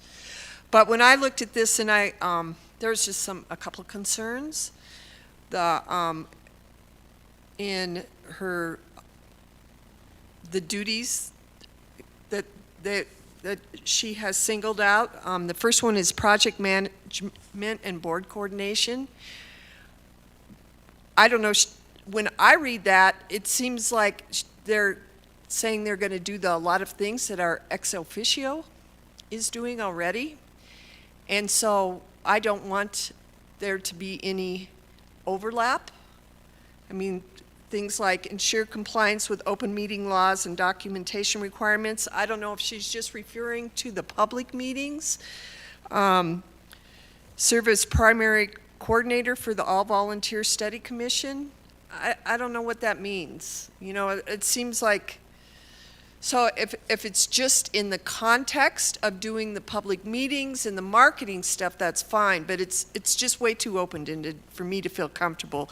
And it's just that project management and board coordination section, I think, needs to be either eliminated or it needs to be more specific to the tasks of this community outreach and marketing. And I thought, you know, the rest of the plan seemed good. But item number 4, content creation and information campaign. She said they're going to do an email campaign using the BLDC and chamber email lists. It seems to me that there's we need a bigger outreach than that. Those are two business-based, as far as I'm concerned, organizations. I think there are other community groups that we could get their email list and get a broader outreach to just regular citizens or organizations that are not businesses, nonprofits, even churches, religious organizations. But that just seems just way too narrow to me. And I think there's another place where they talk about that too. So I think we just need a bigger outreach, not just to businesses. And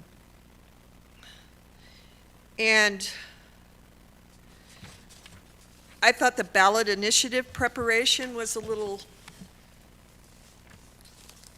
I was just a little confused because if we have this ballot initiative, that's when we're going to have to hold these big public meetings, correct?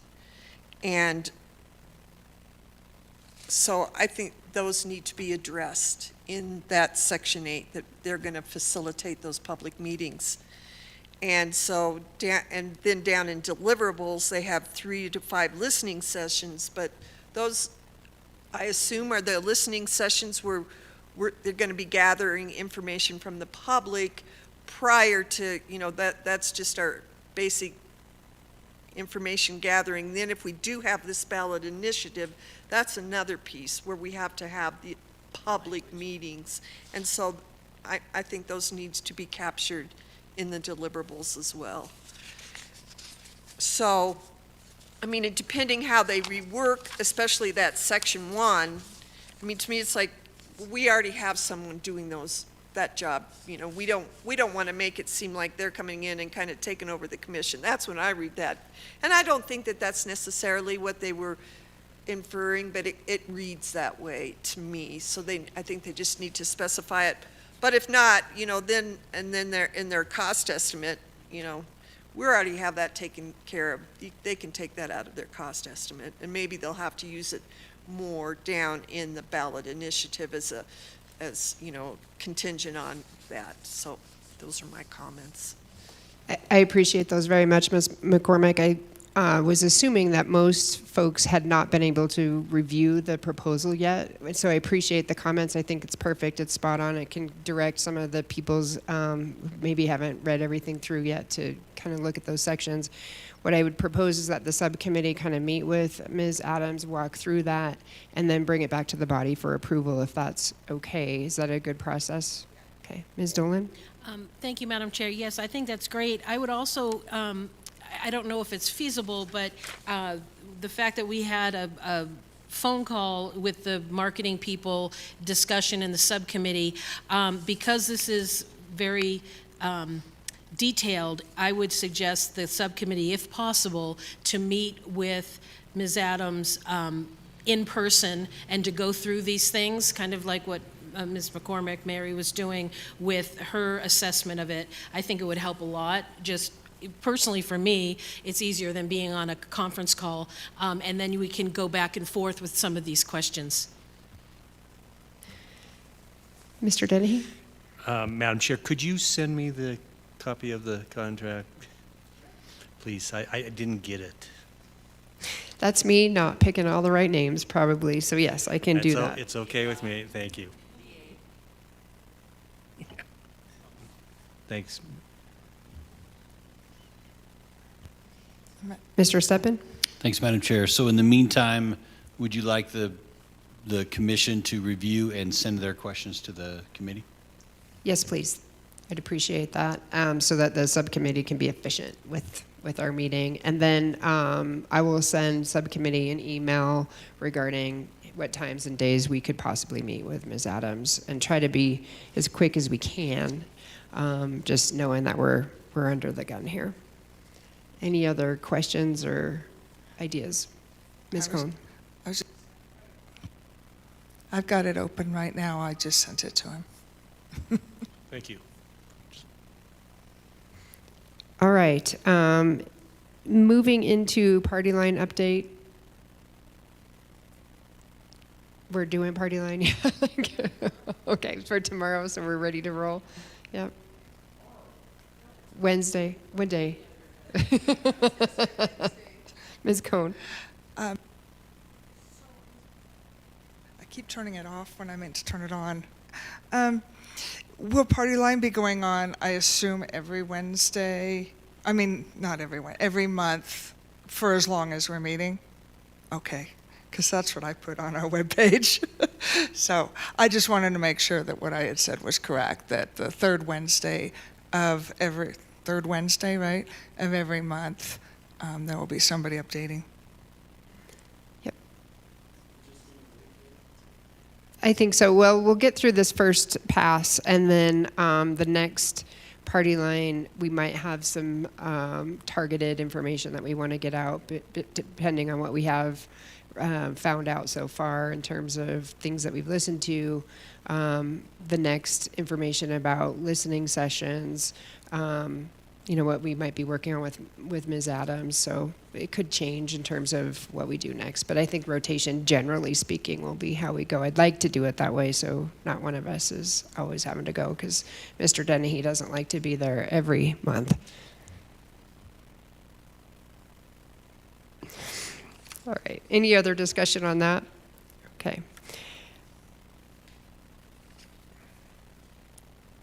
Okay, before we move on to the charter review, the subcommittee on the questions was going to come back with questions for the commissioners, and then we were going to email those to get to the commissioner secretary to invite our commissioners, and looking into June for them to be coming before us as they can. And I know we have, like I said, the fire department. We need to still schedule the volunteer fire department folks. I don't know if we want that on the same night or we want to go to a different night. And then looking into June in terms of what 2 dates in June would be best for the commissioners. Madam Chair, at our last meeting, it was noted that you wanted to hold off until the bill was signed. So has the bill been signed? The bill was vetoed, as I understand. But I think it worthy to still hear from our volunteer fire department and hear from our fire department in specific language that they need, want, hope for in the charter, given the path that they've been on. So I think it's worthy to hear from everyone anyway. And then since it's vetoed, then the charter stands, as it were. And there are some, I would like the county attorney to be here too, to talk about the layers of MCA and charter and what we might need to do. Other comments on that piece of agenda? Separate nights, you think? Okay. So maybe you can give us some draft dates, and then with trying to have, toward the end of June for our commissioners. And then are we through the questions yet, or we're still drafting? We're still drafting. I didn't get anything from anybody else, so I'll just go ahead and put something together, and I'll try to get it to you in the next couple of days. And, I think we'll just wheedle down the ones we have and then make the questions about reorganization of the council and the city manager idea more formal questions. And I think that the efficiency question is probably something they could speak well to as well. The efficiency question. I think, we don't need to have them stand up and talk about what the duties of a commissioner are. We have that in our charter. I don't think we should have that, or I think we do need to talk, general, but I think we need to cut them down, not have so many, and then really focus in, but efficiencies. But I'll get that to you before the end of the week. Thank you. Ms. Dolan? Thank you, Madam Chair. I would think that the duties and responsibilities is a great question, because I think a lot of this community does not know what the duties and responsibilities of an actual commissioner are, and I think it would be prudent to keep that question in, just so we know, because especially if we're talking about the reduction of commissioners, that those responsibilities and duties might be expanded in full-time versus part-time. So I think that's an important question to start off with, just to give a baseline of where we're at today, and then possible changes or whatever, but at least folks know what those are out of the gate. Ms. McCormick? Thank you, Chair. My hope is that we're interviewing 12 commissioners. I think we don't need to hear from all 12 commissioners what they think the duties and responsibilities are. I don't mean that disrespectful. I just think, we have in our charter what those duties are. I hate to see us get bogged down in I want to hear from every commissioner that we possibly can, so I want to streamline it a little bit in our questions so that we're not spending 3 hours or an hour apiece, or 4 hours a night. So I do think the commissioners, they should know they have standard duties. Maybe 1 or 2, maybe the chair and the vice chair could speak to what the duties are, but I think to ask every single commissioner is a lot. That's just my opinion. Ms. Casey? Madam Chair, since the duties are in the charter, maybe the question would be if they think any of them need to be corrected, redone, taken out. If they would like to see any changes in their duties, I guess would be a better way to say that. But I do think, because yes, their duties are in the charter, but maybe they don't like some of those, or maybe they're not doing some of those duties. I don't know. I think that's an excellent point in terms of thinking forward, right? Like, would we change things? Do you have recommendations? Do you think they should stay the same? And that would be worthwhile. I'll take Ms. Cohn and then I'll come back to you. Thank you, Madam Chair. I was going to suggest maybe at the top of the question, you could just write a blurb, and I can write it for you, or something, pull it out of the charter, say, these are the duties of the commission, or here are the questions we have for you, something like that. You know, combined with what Ms. Casey suggested. Yep, Ms. Shaw. Thank you, Madam Chair. Don't forget that one of the duties of the Council of Commissioners is to authorize neighborhood councils. It's right in there, so that could be something. Obviously, we will be looking at that in probably some deep thought, so just remember that. That's right in the middle of the duties, so I don't think we want to take it out. Ms. Dolan. Thank you, Madam Chair. Yes, I would, and I know it can get laborious and time-consuming, but then you have to also drill down and say 12 commissioners, but each commissioner has a different district. Some are more rural than others, so they have a certain viewpoint and things that they concentrate on versus others that are more like, for Cindy's former district was Uptown Butte, so her role and things that she did were very different probably from Dan Callahan, who is more in the rural districts, and Ramsey and those folks out there. So I would say it's very important to get as much information from all those different folks and their perspective as possible. So perhaps like some rephrasing termed like, tell us about specific duties or concern, specific duties or nuance that is unique to your commission. Because I think you're right. There's diversity between what they have to do. I mean, Dan has told me how far he has to go just to go see his people. So his duty is driving mega miles, So anyway, I'm joking aside, I think maybe there's some way to phrase that question so that we're not repetitive, but rather getting the new information that we need. And then, as Ms. Casey suggested, perhaps having what do you think is missing or could be, struck from the charter, if anything. Ms. McCormick? Yeah, I think I can wordsmith it so it's just not this open-ended, what's everything you do, so they don't have to come in and feel like they have to, I mean, it's very important, I think, with the department heads, the other elected officials, but maybe make it more open-ended and tailored to what they see spend the most of their time on, and I can wordsmith it and make it sound better than that, but I will definitely do that. But I do want to streamline it. And hopefully all 12 want to come, and so we'll be spending some time visiting with them. So ideally we can get those out as soon as possible so they have time to prepare. Other discussion about council scheduling the rest of our listening time with remainder of elected officials. Okay, so are we ready to move on to our charter review? Yes.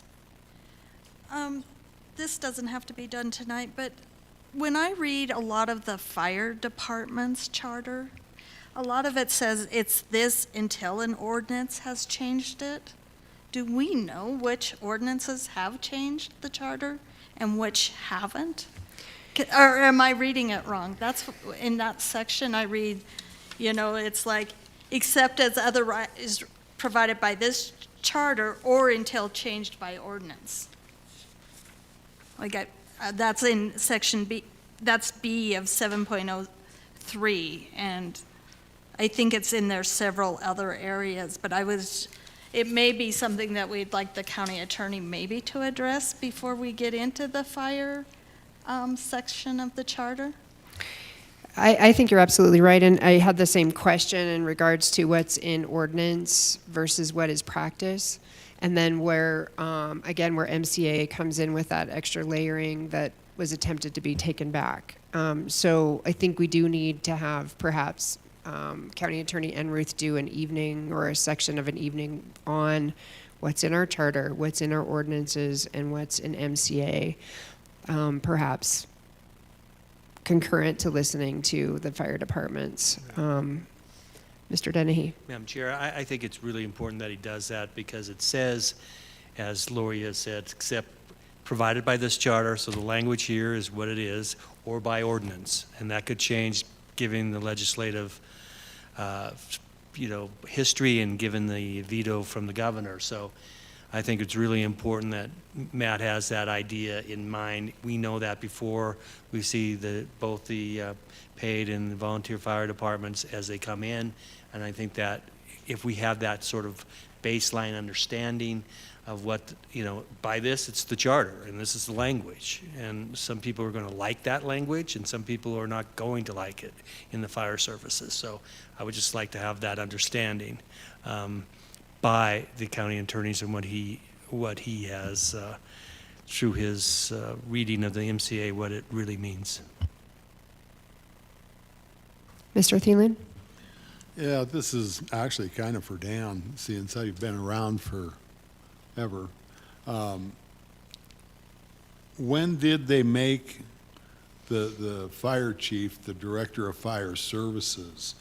Like I said last week, they had the director of fire services that the paid and the volunteers both answered to up in this building. Mm-hmm. So do you know when that changed? I believe it was very early in the process when the city and county combined.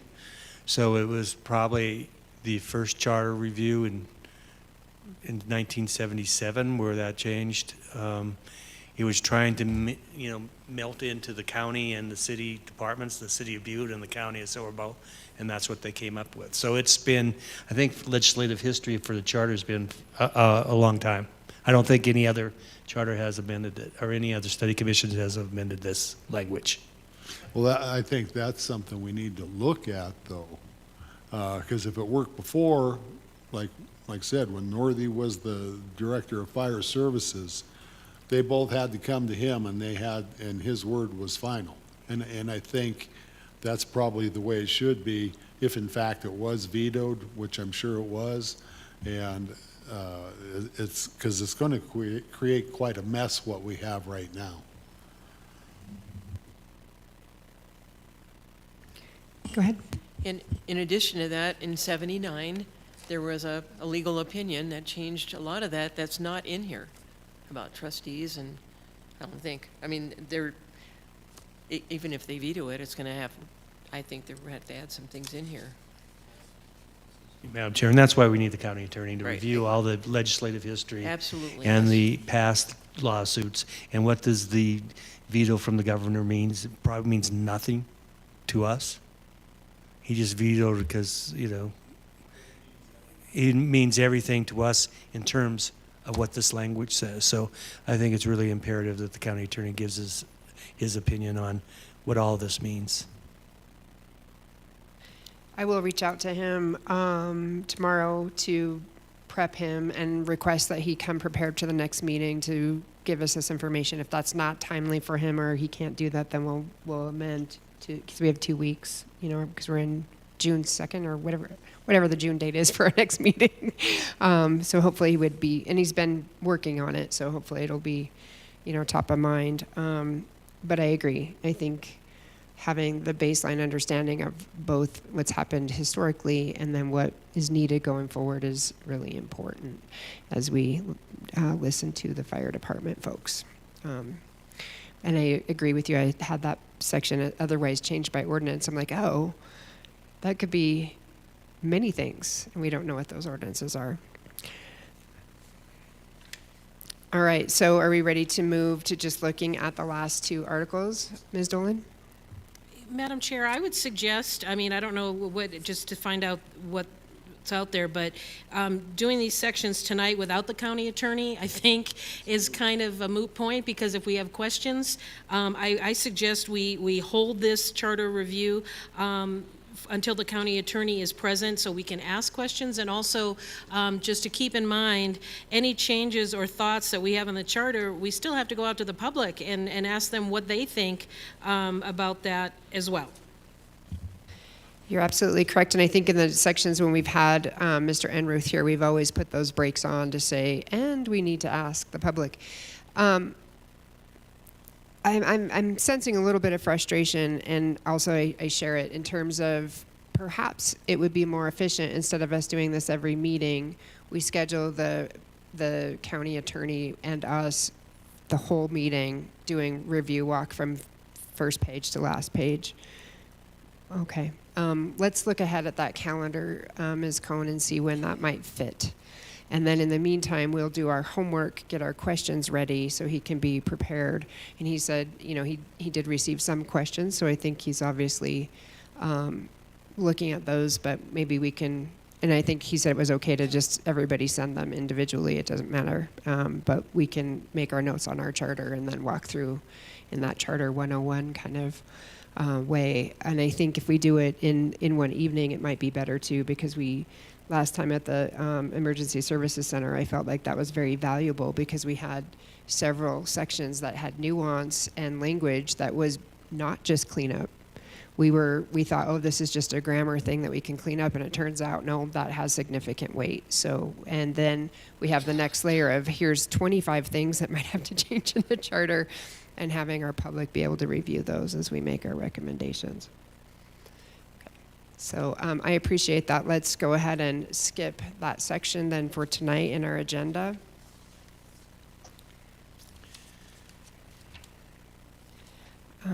And I guess I jumped ahead to new business. I do this every time. There is not one agenda that I actually follow, so I appreciate you going with me.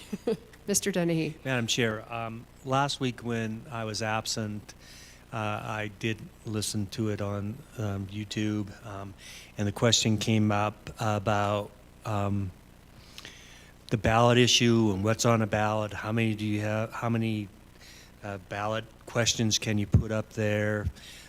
Supplemental. So I did a little research that has to be reviewed by the county attorney, obviously. So I'm just going to read a couple of things. I should have prepared more, but I was just doing it today.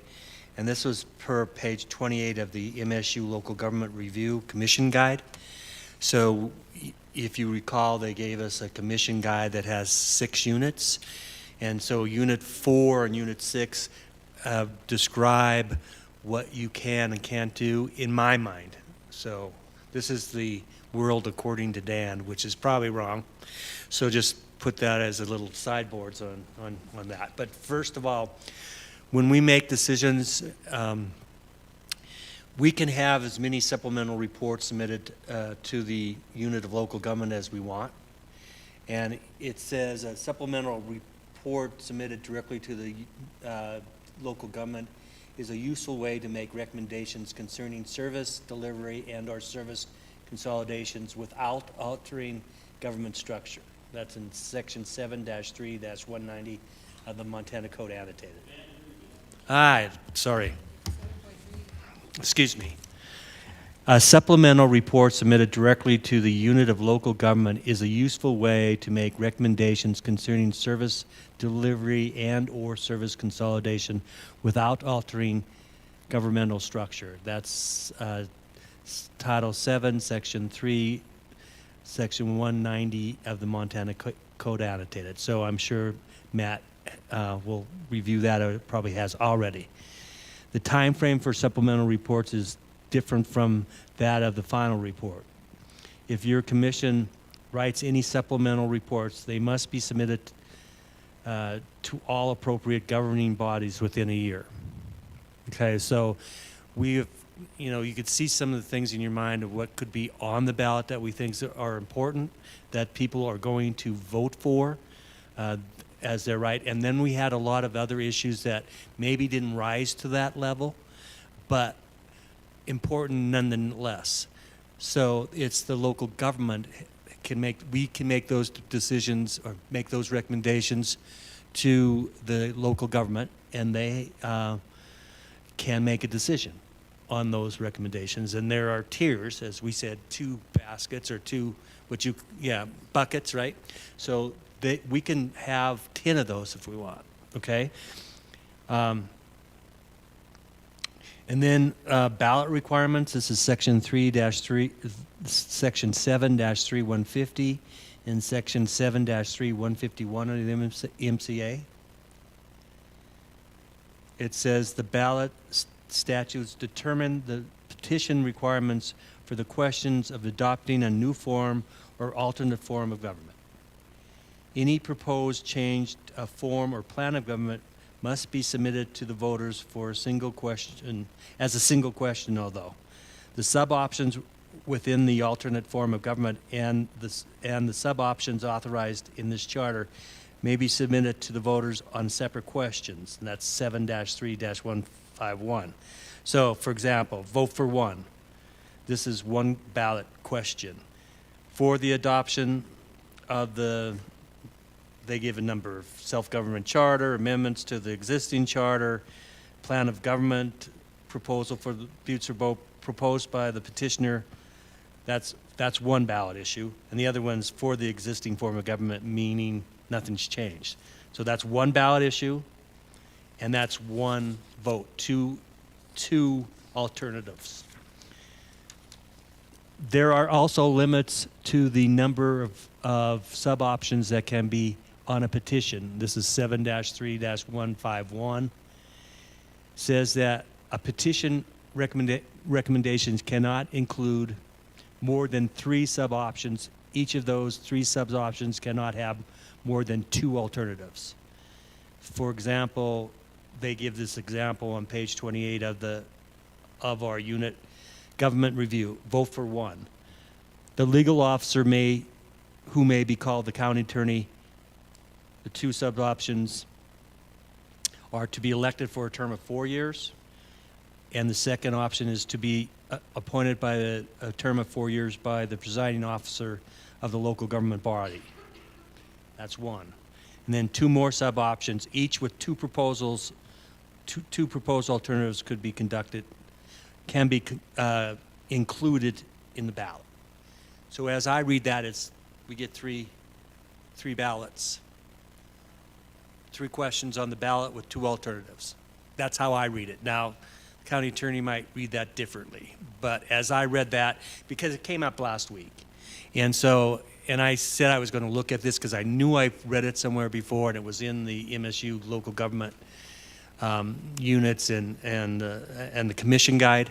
So I just wanted to let you know that's how I read it. It means 3 voting, and then in many supplemental reports that you want to put in there. So as you look through this, unless I'm wrong, unless Matt says no, that's not what it says. So as I look at it, we can have 3 issues that we think the voters need to vote on, and then as many supplemental recommendations to the local government as we see fit. So take that with a grain of salt, and hope you don't stay up at night. Madam Chair. So we had, 20 years ago, we had 5 ballot issues, amendments they call them. There was amendments, and they were all voted in. But that could have easily changed in 20 years. They might have said no more, or 5. We did 5. But yeah, so that I appreciate. I'm going to go look those up in my study guide that I tried to pass. Ms. Dolan? Thank you, Madam Chair, and thank you, Dan, for that. I would just make sure, and just as a comment, as many as we have, or whatever we end up deciding with all of the input that we'll get from Butte-Silver and from the community, I hope we can draft these ballot things, potential ballot issues, in a very clear, easy, understandable way that's simple, because the more complicated you get with a ballot issue and the sub-issues, and then people, even the way you word a ballot issue can be very confusing, because like, what are they actually saying? Should I vote yes or should I vote no? So I think it's incumbent upon us to make sure that there's a lot of clarity and a lot of language that everyone can understand and say, read it and go, okay, yes or no, or yeah, keep it simple, because otherwise, in the past, in Butte-Silver elections, some of the questions that have come to a ballot are so confusing, people leave going, I'm not sure how I really should have voted on that question. So just a comment. And it's much appreciated, given I'm rereading this section and going, what does that say? And then it refers back to another chapter. So, yeah, it's Thank you. I appreciate you very much, Mr. Dennehy, taking the time to kind of bring us back to that. So, 4 is, or 2, or whatever the subparts is not a lot. All right, so I think like I said, I kind of skipped over and I went to the discussion about our meeting schedule in old business. So is there anything with that, Ms. Cohn, that we needed to review? No, I went and looked, and we had and I think I was going to take that out and just forgot. But we do have this room reserved through the end of June, but hopefully by then we'll be in a place where we can decide whether we're going to continue weekly or bi-weekly. But we have it weekly through the end of June. Okay, excellent. Which is only a month away. Oh my goodness. Okay, we don't have a public hearing tonight. No other scheduled matters. Our announcements, we will not be here next Monday as it is a federal holiday. And we will re-adjourn in June. So any other comments, questions for the good of the order? May I have a motion to adjourn, please? All right, all in favor? Thank you. We'll see you in 2 weeks.